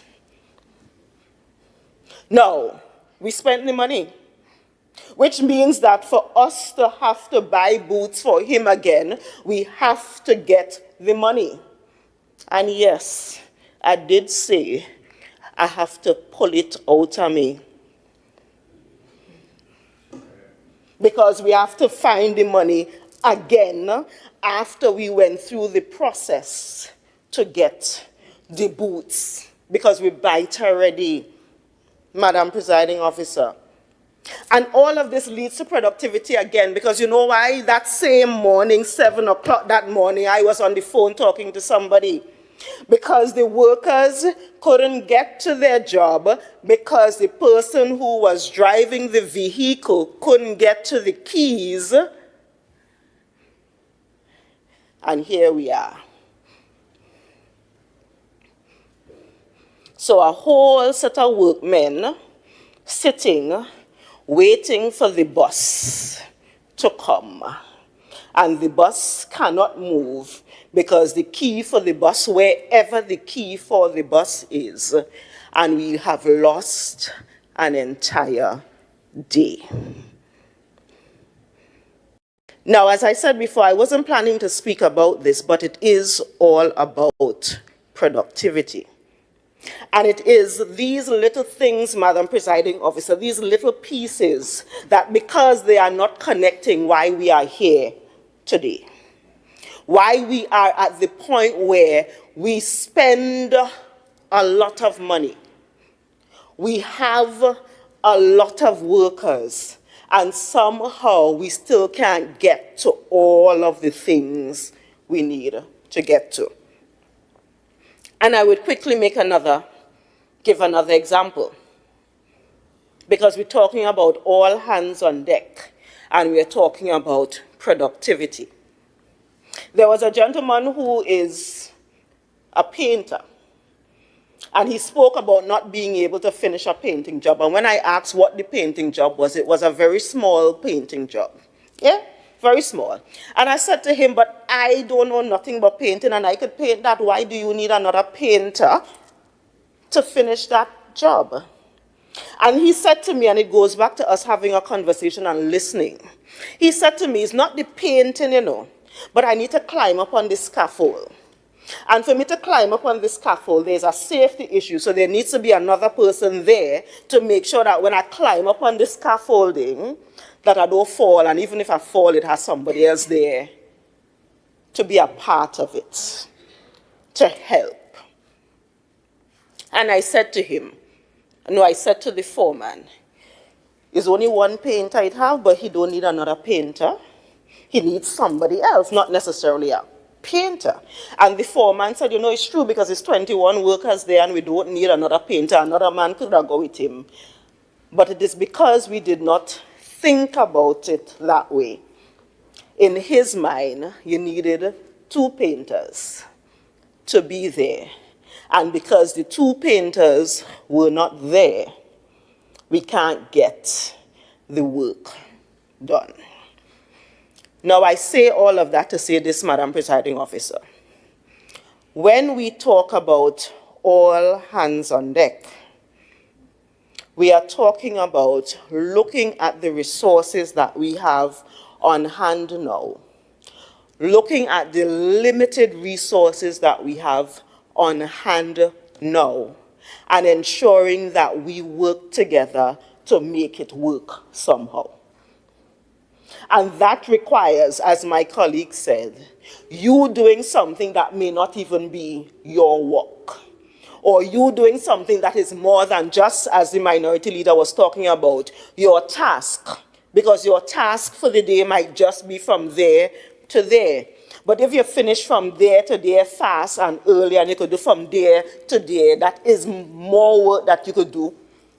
And then we could do more work on the island faster. And that is why I made it my business, even though PAN is happening now,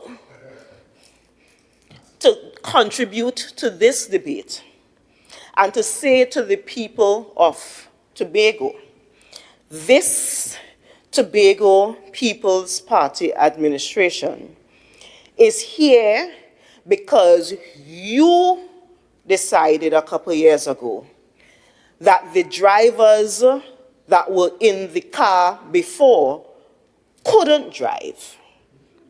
And you, Tobago, gave us the opportunity to be here in this position so that we could work together to get this car going.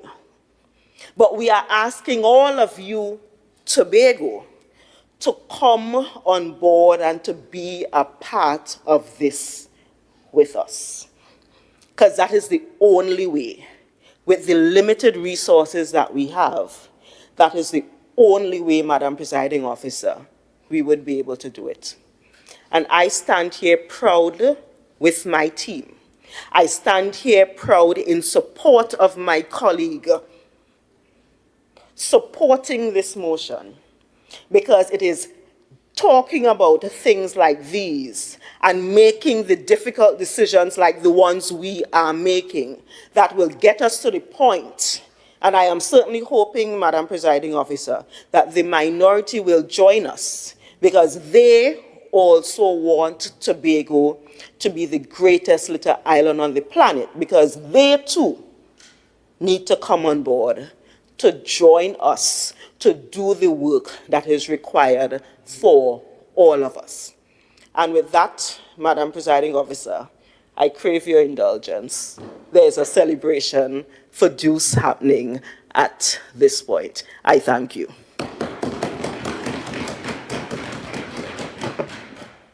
Assemblyman Charles Plantin, you may now join us again.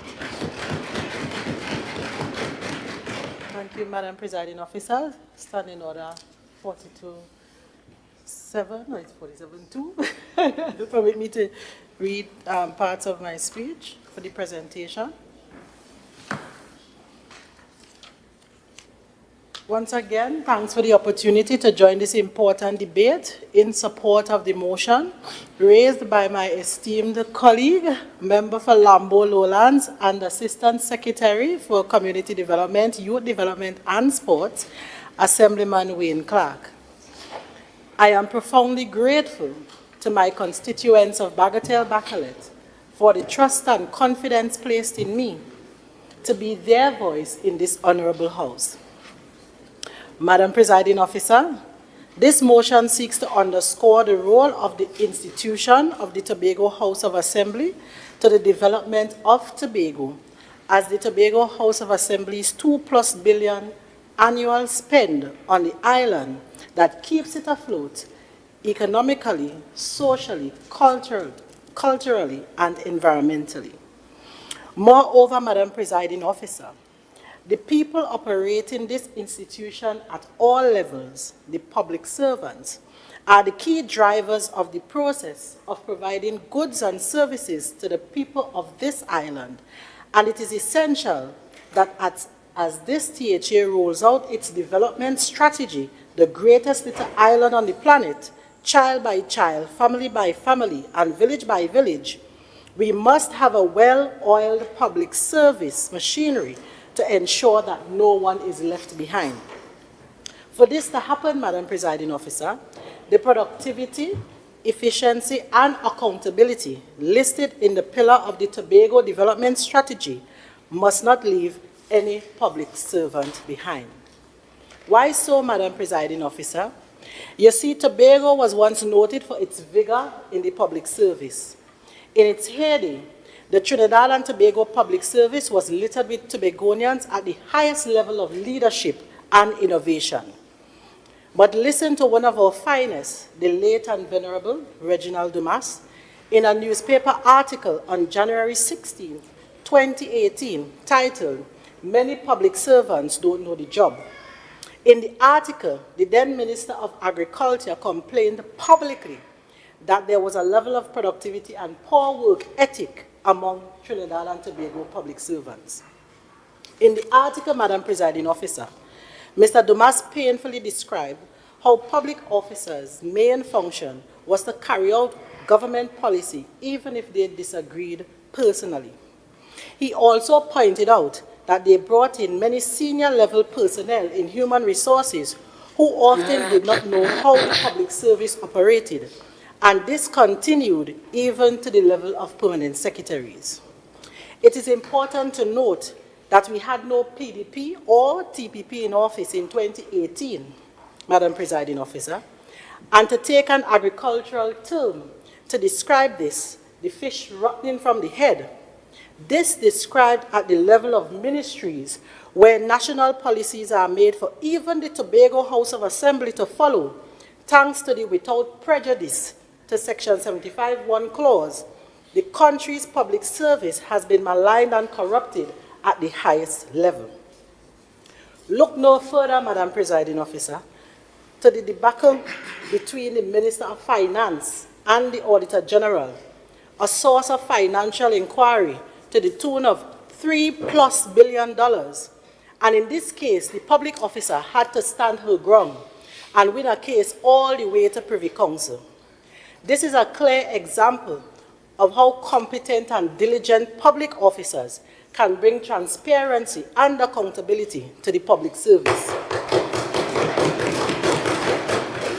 To add insult to injury, Madam Presiding Officer, the pension withdrawal scandal, which brought to the nation's attention by the national opposition, where this uncaring PNM government planned to withhold pensions from persons with account balances in excess of $25,000. In the headlines of the Express, December 19, 2024, AG blames public servant over error. A laughable and indefensible excuse, Madam Presiding Officer. You're laughing, deceitful. What did Teacher Percy say? Member, I'm going to caution you with your language. Please continue. Sorry, Madam Presiding Officer. This TPP government is mindful of the need to have a top-notch public service that not only understands the assignment, but also innovates, as the Chief Secretary always asks, for speed and efficiency to live in the same house. In the area of agriculture, Madam Presiding Officer, let me explain why productivity is critically important and why the DP allocation of $22.005 million to my division is sacrilegious. This allocation represented a $6.9 million deficit over the previous year, a total cut of 23%. How can a division as critical as food security, natural resources, the environment, and sustainable development survive a 23% cut and still deliver without epic improvements in productivity? This is not possible at all, Madam Presiding Officer. More importantly, let us discuss how the lack of support for the Tobago House of Assembly and the agriculture sector in Tobago over the decades post-Flora places productivity at the center of agriculture's revitalization. Madam Presiding Officer, Tobago's total land area is just over 30,000 hectares. And according to the data from the Department of Agriculture, in the year 2000, The total acreage under cultivation in 1946 was 21,600 hectares, or 72% of the total land area of the island. By 1956, the total area under agriculture declined to 19,305 hectares, or 64%. And in 1962, just before Flora, independence and the PNM, agriculture accounted for 45% of the total land area, or 13,500 hectares. This represented a 27% decline in 16 years. There were no estimates of total acreage under agriculture until 1982, the 1982 census, which reported that the total acreage under agriculture at 5,872 hectares, or 19.5% of the land area, a 56.5% reduction in total acreage under agriculture. In 2004, the total area under agriculture showed further declines to 2,042 hectares, which represented a drop of 3,830 hectares, or 65% of the total area under agriculture in 1982. This meant that in 2004, the last year for an agriculture census in Trinidad and Tobago, only 6.8% of the total land area in Tobago was utilized for agriculture. A decade earlier, in 1994, ICA stated that 50% of the lands in southwest Tobago were already alienated from agriculture. Madam Presiding Officer, when we last had a census of agriculture, less than 10% of the lands were under agriculture than were active in 1946. Madam Presiding Officer, that is why we need to upgrade the Kendall Farm School. That is why we must invest in mega farming. That is why we need to open new lands for agriculture through the Access Roads program. That is why we need to upgrade the demonstration and research station that the PNM left for bats and rats and woodants to eat. That is why we have to upgrade the skill set of the farmers through all these training programs. That is why we must focus on women farmers. That is why we must invest in TAGCO. That is why we must invest in technology through the company tags. That is why we must invest in tariff for education and research. And if we continue to be on the end of a spiteful and demonic PNM central government, then the only thing left is to build the institutional capacity of the people charged with enhancing the sector.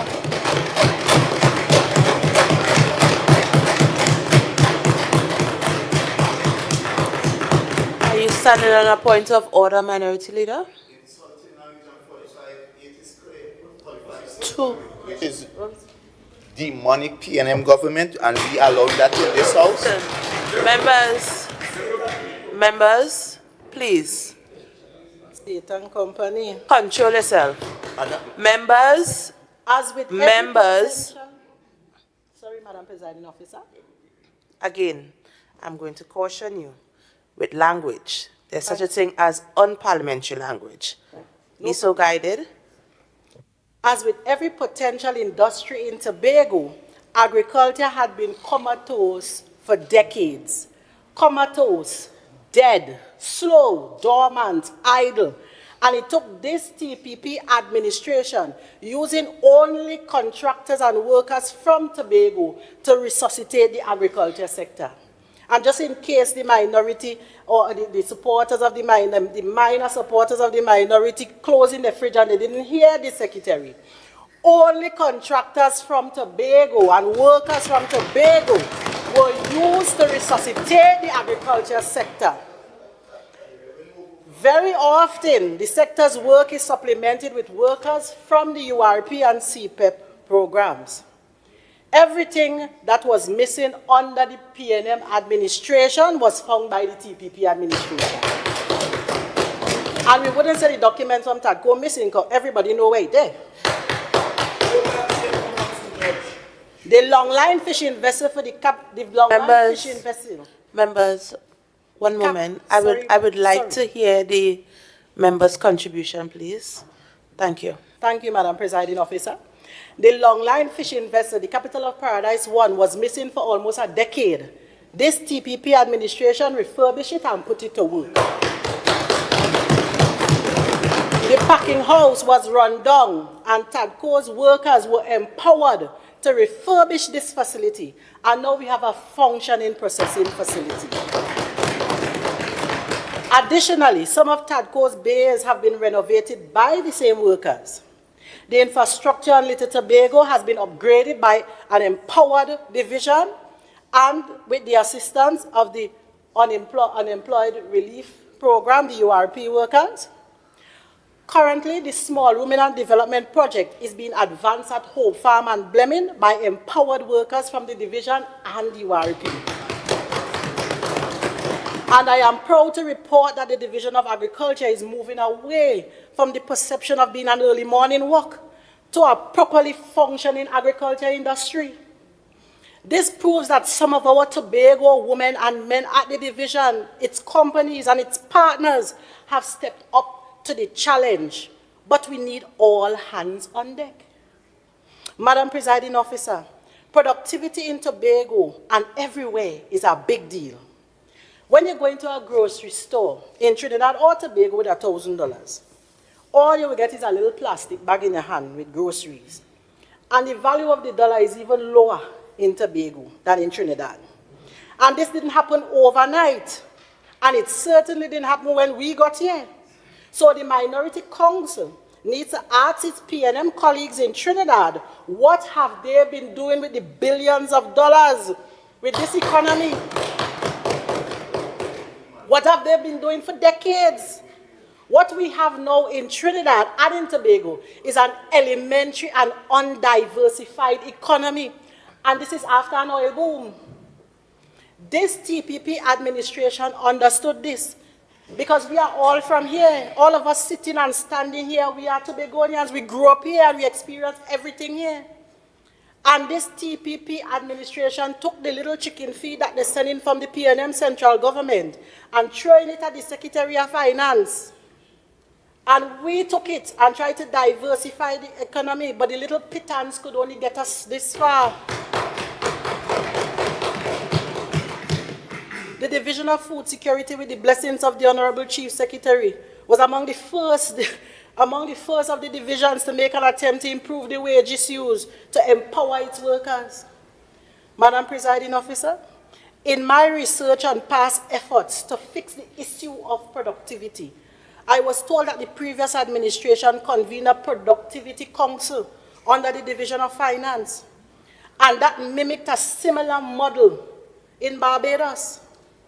In Barbados, this Productivity Council was created to develop methodologies for productivity measurement, management, and enhancement in the public service and the private sector, and to stimulate and monitor all aspects of productivity growth. However, I was told that the absence of political will was the main issue for lack of strategy implementation. This clearly shows the abandonment of the whole issue of productivity from the previous administration. So to close, Madam Presiding Officer, I wish to borrow a quote from Karl Barth, a good quote from Karl Barth. Although no one can go back and make a brand new start, anyone can start from now and make a brand new ending. Madam Presiding Officer, I continue to operate by these words. There are some Tobagonian workers who obviously understood that Tobago has always been grappling with the effects of low productivity and have heeded to the call of the Chief Secretary to be part of something bigger, to become more patriotic, and to be part of that larger vision to make Tobago into the greatest little island on the planet. And to these workers, our children, the people of Tobago, we are grateful for your service. I thank you.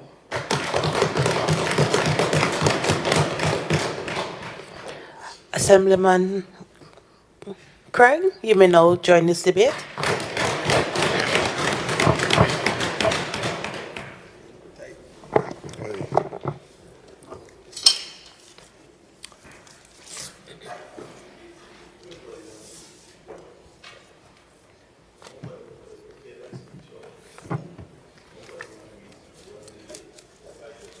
I am humbled to.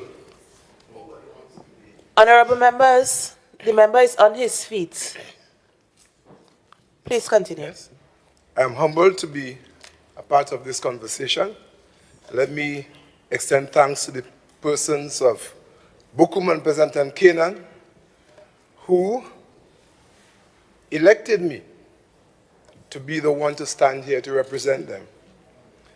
I feel honored to contribute to this debate brought to us by my good member from Lambo Lowlands.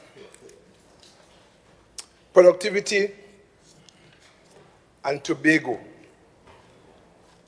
It was an eye-opener when I heard the references made by the member for the Secretary in charge of Agriculture as to the productivity schedule coming out of Tobago from as far back as before 1962, when the country was impaled with the party that now governs. To move from 72% of the island being under active agriculture to 6.8% speaks volumes. It says there was negligence all along the way. It kept going downhill and it was not being arrested. I won't be long this afternoon, Madam Presiding Officer, because I think that the speakers that went before did a great job, and I just need to maybe just make a few comments before we go forward. Would you allow me, Madam Presiding Officer, based on Standing Order 42.6, to just read bits and pieces of my of my discourse? Sorry, thank you, 7. Yeah? Davis granted. I sought to glean from the region what the productivity index looked like. And I could just reference maybe 2 islands at this time. In Barbados, there's criticism of the public sector, and the Deputy Prime Minister, Santia Bradshaw, and I quote, urged public servants to focus on their responsibilities, particularly those handling document processing. She highlighted that when payments to contractors are delayed due to inefficiency, it affects their ability to pay their staff, resulting in broader repercussions for the community. She pointed out also the need for supervisors to fulfill their duties and not overlook the lack of responsiveness among workers. Coming out of St. Vincent, we got comments coming through the media. Workers are encouraged to commit to their jobs, avoid negative influences, and understand that success takes time and effort. Employers are advised to invest in their employees through training and development, to foster a strong work ethic. There is no secret that Tobago is not where it should be in the context of the national conversation. We know for a fact that anytime Tobago takes a position that is politically different to Trinidad, and that's no secret, we are normally punished until we return to them. As I walk the streets of Tobago and people question me as to what appears to be our inability to deliver, I have to reference, one of the references I always make is our lack of funding. That lack of funding, which is deliberate, malicious, callous, and the only way the politics runs once that party is in central government. You see, I continue to advise, because even those who are part of the 10-on-10-off program, they do not want to be a part of a temporary arrangement, and I advise them, from whatever returns you get, seek to develop yourself, seek to do a course. We're talking productivity. Do something to lift yourself so that as the time goes by, you don't have to continually depend on these jobs for your sustenance. You see, my good friend, the minority leader, would have us believe that the 10-on, 10-off options and these jobs are a production of this administration. I must let him know that the stresses experienced in Tobago were not built over 3 years. Indeed. Indeed. The stresses Tobago experienced, where he references from time to time people suffering and people crying and they can't get food, and the mommy and the uncle and the auntie and the nanny, those things didn't happen over 3 years. I am doing the research to see, you know, we have come to a point in Tobago where our young men have grown mischievous and uneasy, have taken on a kind of criminal personality. That didn't happen over 3 years. Because if you do the math, from 2000 to now is 25 years. Some of them were born into a political dimension and a work ethic and a work program that was designed to keep Tobagonians in a certain place. And they are forcing themselves out, and we have to create the guidance and let them understand that there are better options available. When we talk about productivity, I'll reference maybe 2 instances. I had the blessing of being in the hardware business at one point. And the THA would have outstanding monies for me. I would go to collect my monies because it's no secret that you mark up your goods a little more because you have to wait for your money. A pallet of blocks would cost you $2,000. So you charge the government $2,500. But you could sell a pallet of blocks every week. And if you could sell a pallet of blocks every week and make $500 on that pallet of block, I want you to stay with me now because the chamber didn't allow me blackboard and chalk, Madam Presiding Officer. If I pay $1,500 for a pallet of blocks, I sell it to $2,000 to the average man. I might sell it to the THA for $25, and I'm happy to make $1,000 on the pallet. But if I could sell a pallet of blocks every week, right? And the THA takes 3 months to pay me. Over that same 12-week period, I would have made $500 on that pallet every week. Are we doing the math? As somebody's lost, right? That's $6,000 I could have made selling that block, restocking, selling, restocking every week. So then, when you do business with the THA or government institutions, you charge more, but you lose. And it's in these areas I see productivity. I want to encourage THA employees to do your job and to do it earnestly, do it fervently, because sometimes you might think that you are doing it the right way, and you are doing it the right way. But if you put that little extra in, you save not just the government, but you save the private sector. Another analogy I could bring based on my experience on the job. Persons would purchase concrete from the ready-mix companies, and you have an area to cast 50 feet by 50 feet. And you come to the job in the morning, they do part today, part tomorrow, and over 3 days they do the job. If they do the entire job on one day, just the cost of cleanup is changed astronomically because the truck goes back and comes back 3 times.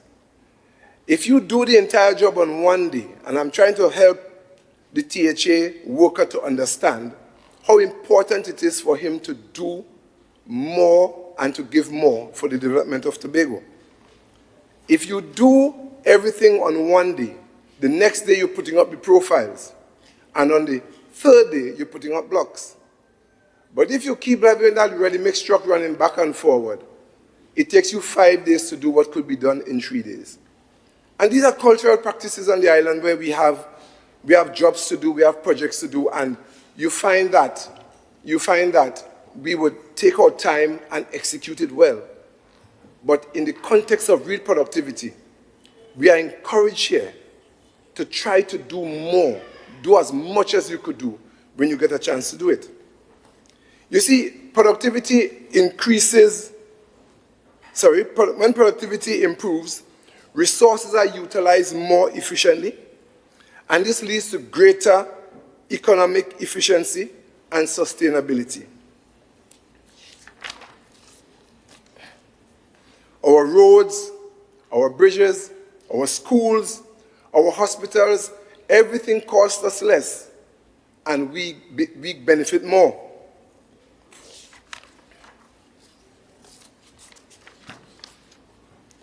I took a little peek at the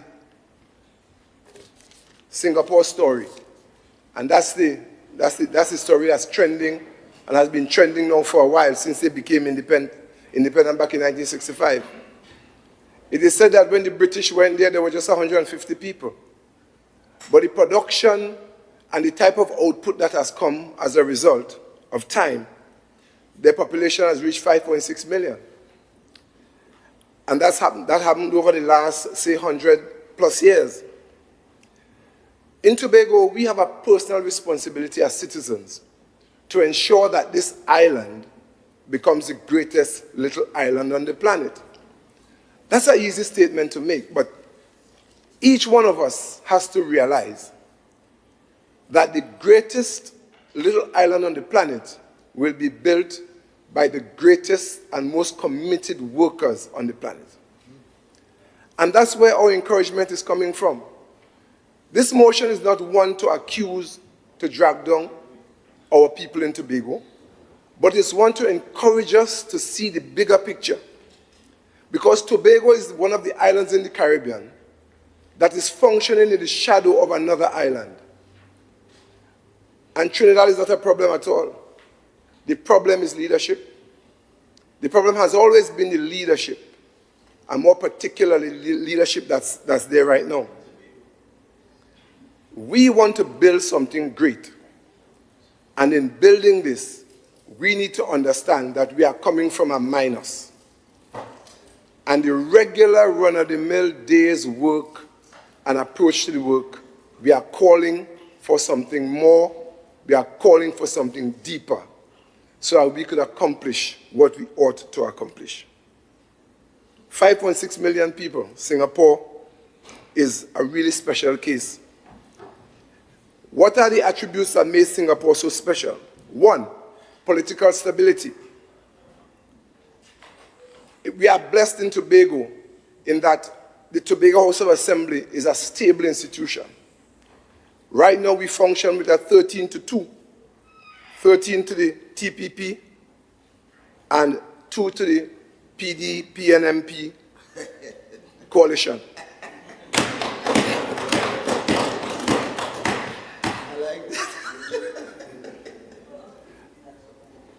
Financial stewardship. That's one of the things they are famous for. The leaders were not compromising at any level with corruption. Education. Education is a big deal in Singapore, and innovation. And that's why this administration has focused on lifting that standard. And we have been successful up to this date in moving as simple as the C exam from where it was to a better place at this moment. Development of universities. If we get where we want to be, this would be a reality. Skills, future initiatives. This is where they focus on developing the adult population. In some societies, from the time you meet 60, you are forgotten. But in Singapore, they spend time with you, retraining you and teaching you how you could lift the standard of your life even after you are retired. Genuine love for country above political parties. Prudent government spending.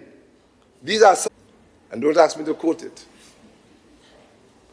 If you see a man diligent in his business, he shall stand before kings. He shall not stand before mean men. I thank you.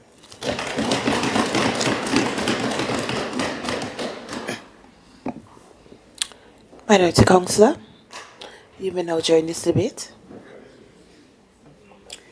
Thank you, Madam Presiding Officer, for the opportunity to contribute to this debate. Madam Presiding Officer, every time a speaker on the other side stood up in this House this afternoon to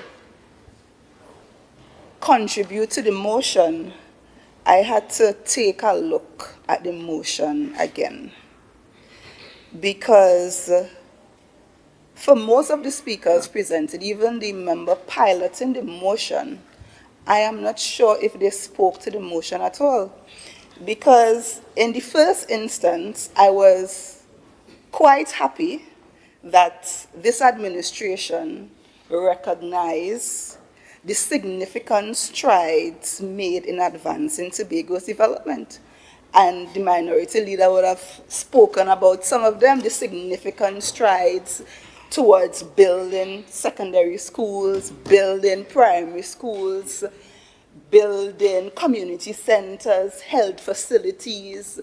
And yes, that is all the work of the People's National Movement over 21 years. I was very happy to see that that was one of the opening stanzas, that this administration recognized the work of the former PNM administration. Continuing in the motion, Madam Presiding Officer, it speaks to, it's the third stanza, and whereas the administration remains committed to providing employment opportunities, but also recognizes that efficiency, accountability, and service excellence must take precedence to achieve Tobago's vision to becoming the greatest little island on the planet. And we heard the Deputy Chief Secretary speaking to some pillars that they are working towards to be the greatest little island, but it appears to not be public knowledge.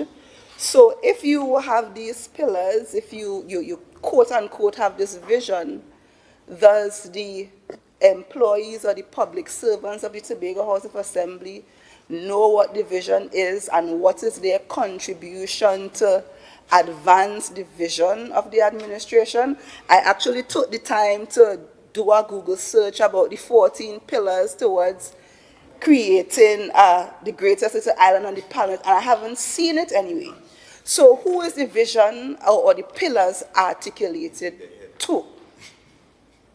So it would be nice to see that vision on paper so that all of Tobago could contribute towards achieving the vision, and that the workers in the Tobago House of Assembly could also identify what are some of the objectives and the matrices that could lead us towards achieving that vision.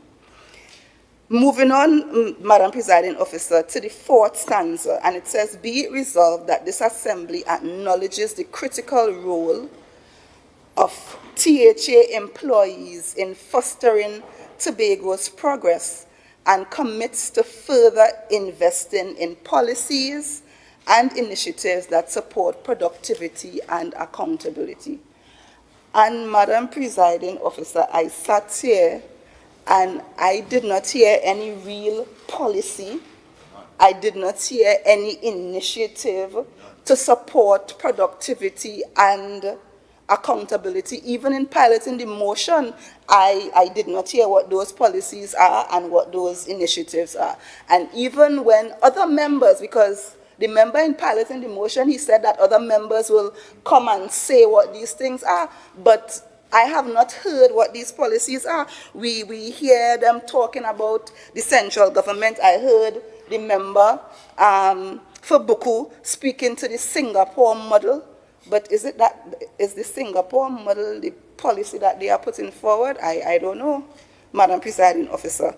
So, and the member also spoke to, and again, I am happy that the member could have come clean with the public and confessed of their inability to deliver to the people.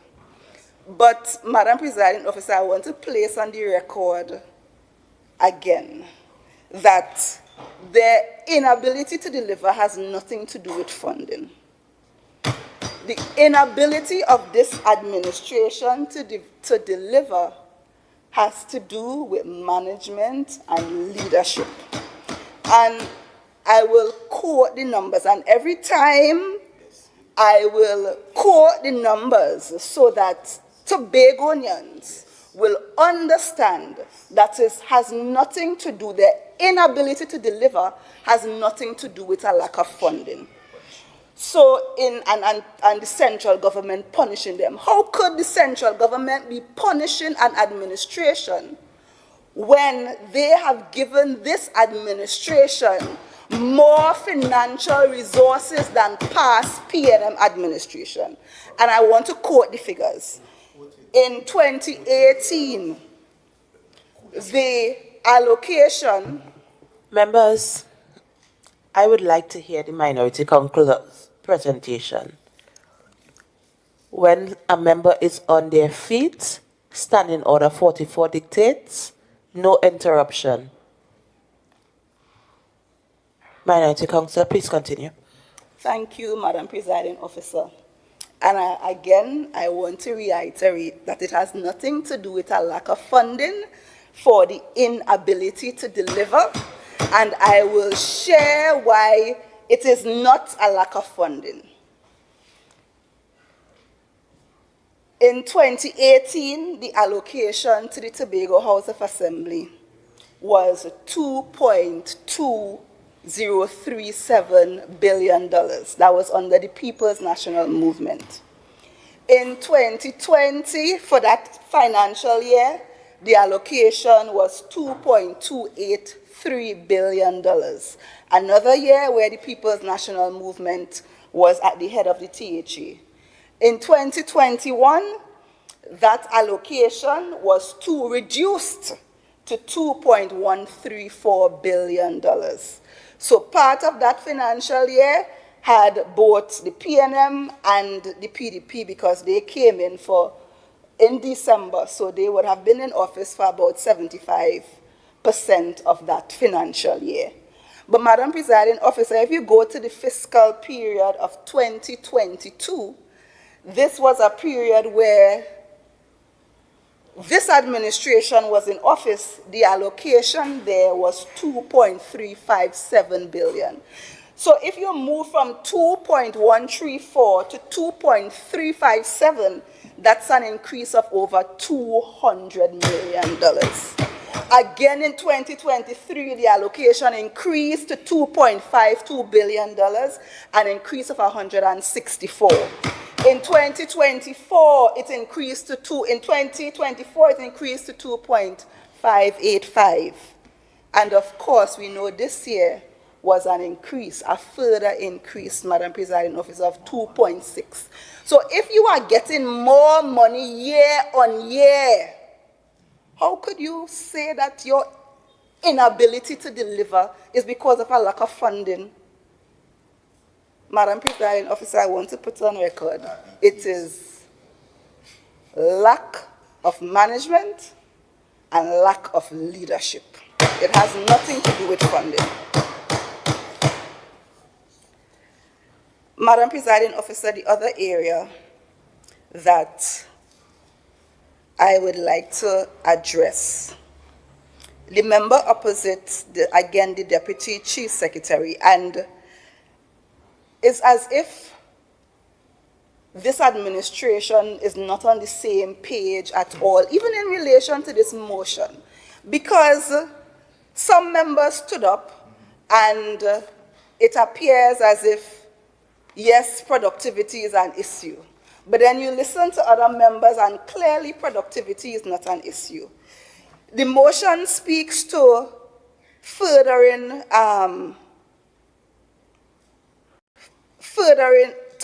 invest in policies. So it means that some policies may have been present, and what the motion is attempting to do is to advance or enhance the policies that currently exist. But Madam Presiding Officer, if you listen to the Deputy Chief Secretary, the Deputy Chief Secretary, basically said that nothing existed. So is it that based on the motion, something existed and you want to enhance it? Or is it that nothing existed? I don't understand. What are we saying? So, then, Madam Presiding Officer, the Secretary of Agriculture again spoke to their attempts to diversify the economy because under the past administration, whatever the past administration did, and they are attempting, yeah. But Madam Presiding Officer, again, when you look at the numbers, it is under this administration that there was a decline in the economy. They were handling an economy of 1.64, 1.68, and it was reduced. When you look at the numbers, agriculture was one of the sectors that declined under this administration. Tourism declined under this administration. Construction and quarrying declined under this administration. So, Madam Presiding Officer, I am confused when I hear members of this administration speak. What they have on paper and what they, what they have presented on paper as a motion and their contributions to the motion is far and wide. So, Madam Presiding Officer, the Secretary of Health also decided that she will address the issue that is in the public domain at this point in time. And the Secretary did confirm some of the items in the article, because the Secretary confirmed that she said, pull it from wherever. So, Madam Presiding Officer,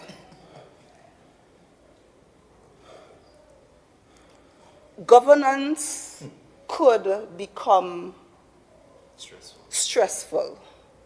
Yes, but Madam Presiding Officer, as the executive, as leaders, we are held to a different standard. And in spite of how stressful the job may be, you are to address and treat people with respect. And Madam Presiding Officer, even if it is frustrating based on the circumstances that the Secretary, the Assistant Secretary, and the Secretary of the Deputy Chief Secretary and the Assistant Secretary would have identified, it does not warrant that kind of behavior and attitude. So, Madam Presiding Officer, again, if we're talking about productivity and you are addressing people in that manner, how does that augur well for improved productivity, Madam Presiding Officer? And that is why I am confused. I am baffled by some of the comments coming from those on the other side. And generally, Madam Presiding Officer, you hear complaints, you hear reports of how members of this executive address public servants in the Tobago House of Assembly, how they are disrespectful. And Madam Presiding Officer, if we are here to address the issues of productivity, then how you engage with public servants play a major role and is a major issue in terms of their productivity. And if you are really serious about addressing productivity in the Tobago House of Assembly, you have to lead by example.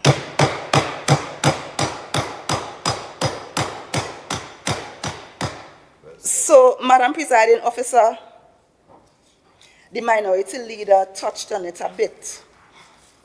And we have an issue, and even from the onset of this administration coming into office,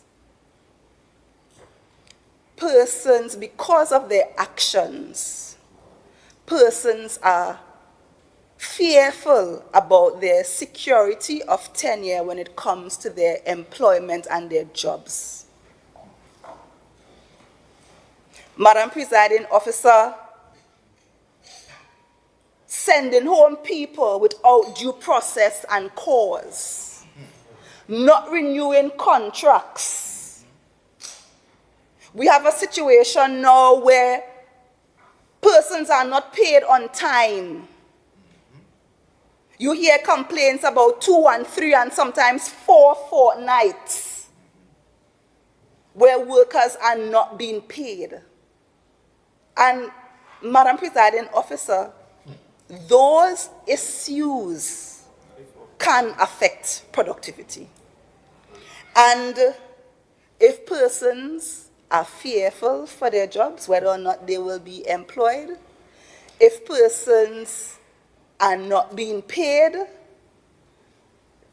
then it is difficult to expect the best out of them because they are not at their best.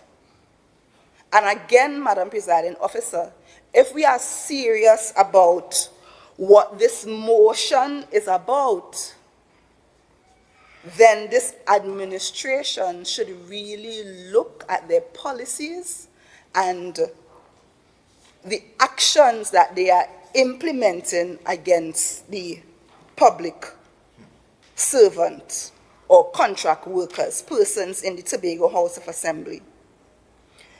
Madam Presiding Officer,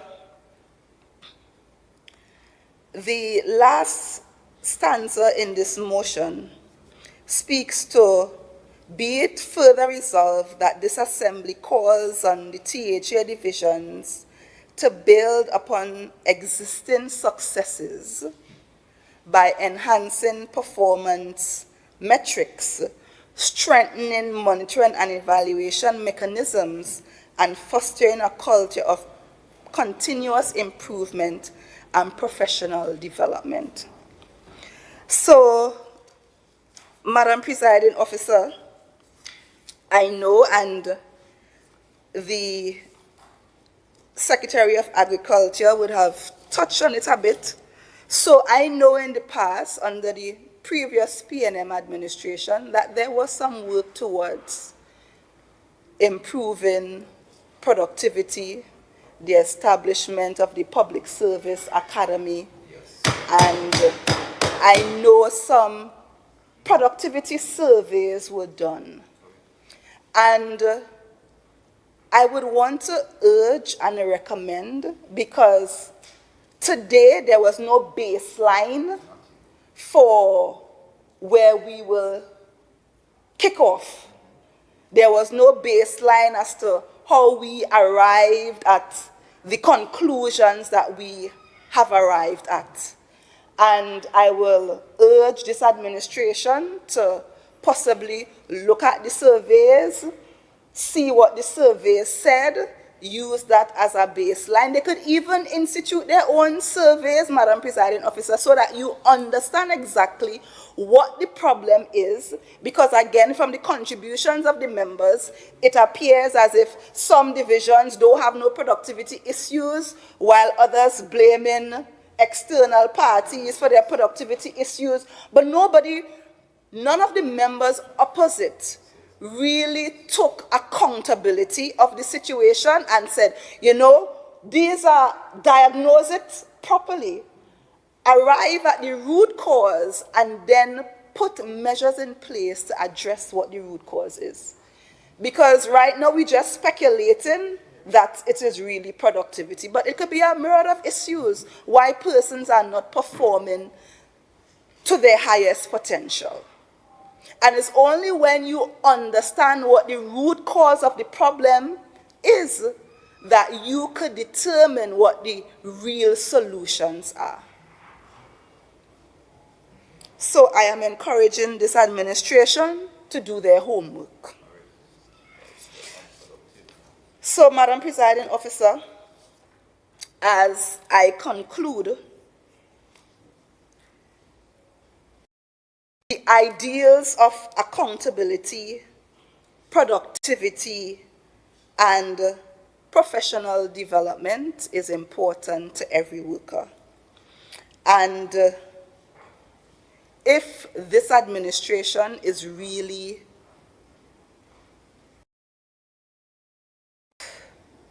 serious about improving the productivity, improving the professionalism, improving the way that services are administered to Tobagonians, I would recommend, one, that they lead by example, ensuring that public officers are treated with dignity and respect. I will also want to recommend that if they are really serious about this whole issue of productivity, that we consider reviewing the Public Service Academy and looking at how the measures therein can be implemented. If they need to be tweaked, tweak them, but possibly look at it as a way forward, and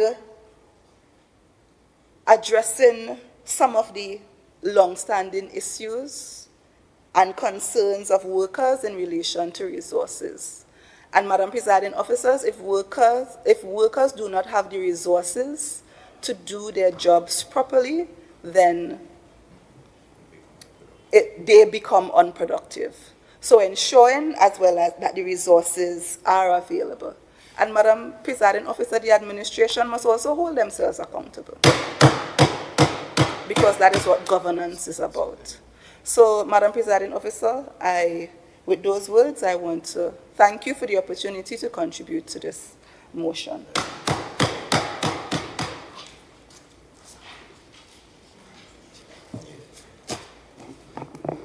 Assemblyman Augustine, you may now join this debate. I should also note that we are 5 minutes off of the break. Is the Leader of Assembly Business here to indicate whether we would be... Well, that's why I am plugging in, Madam Presiding Officer, is to, one, ask the House to continue to sit until we dispense with the matters, and to, two, reserve the right to speak later on, if I deem it necessary.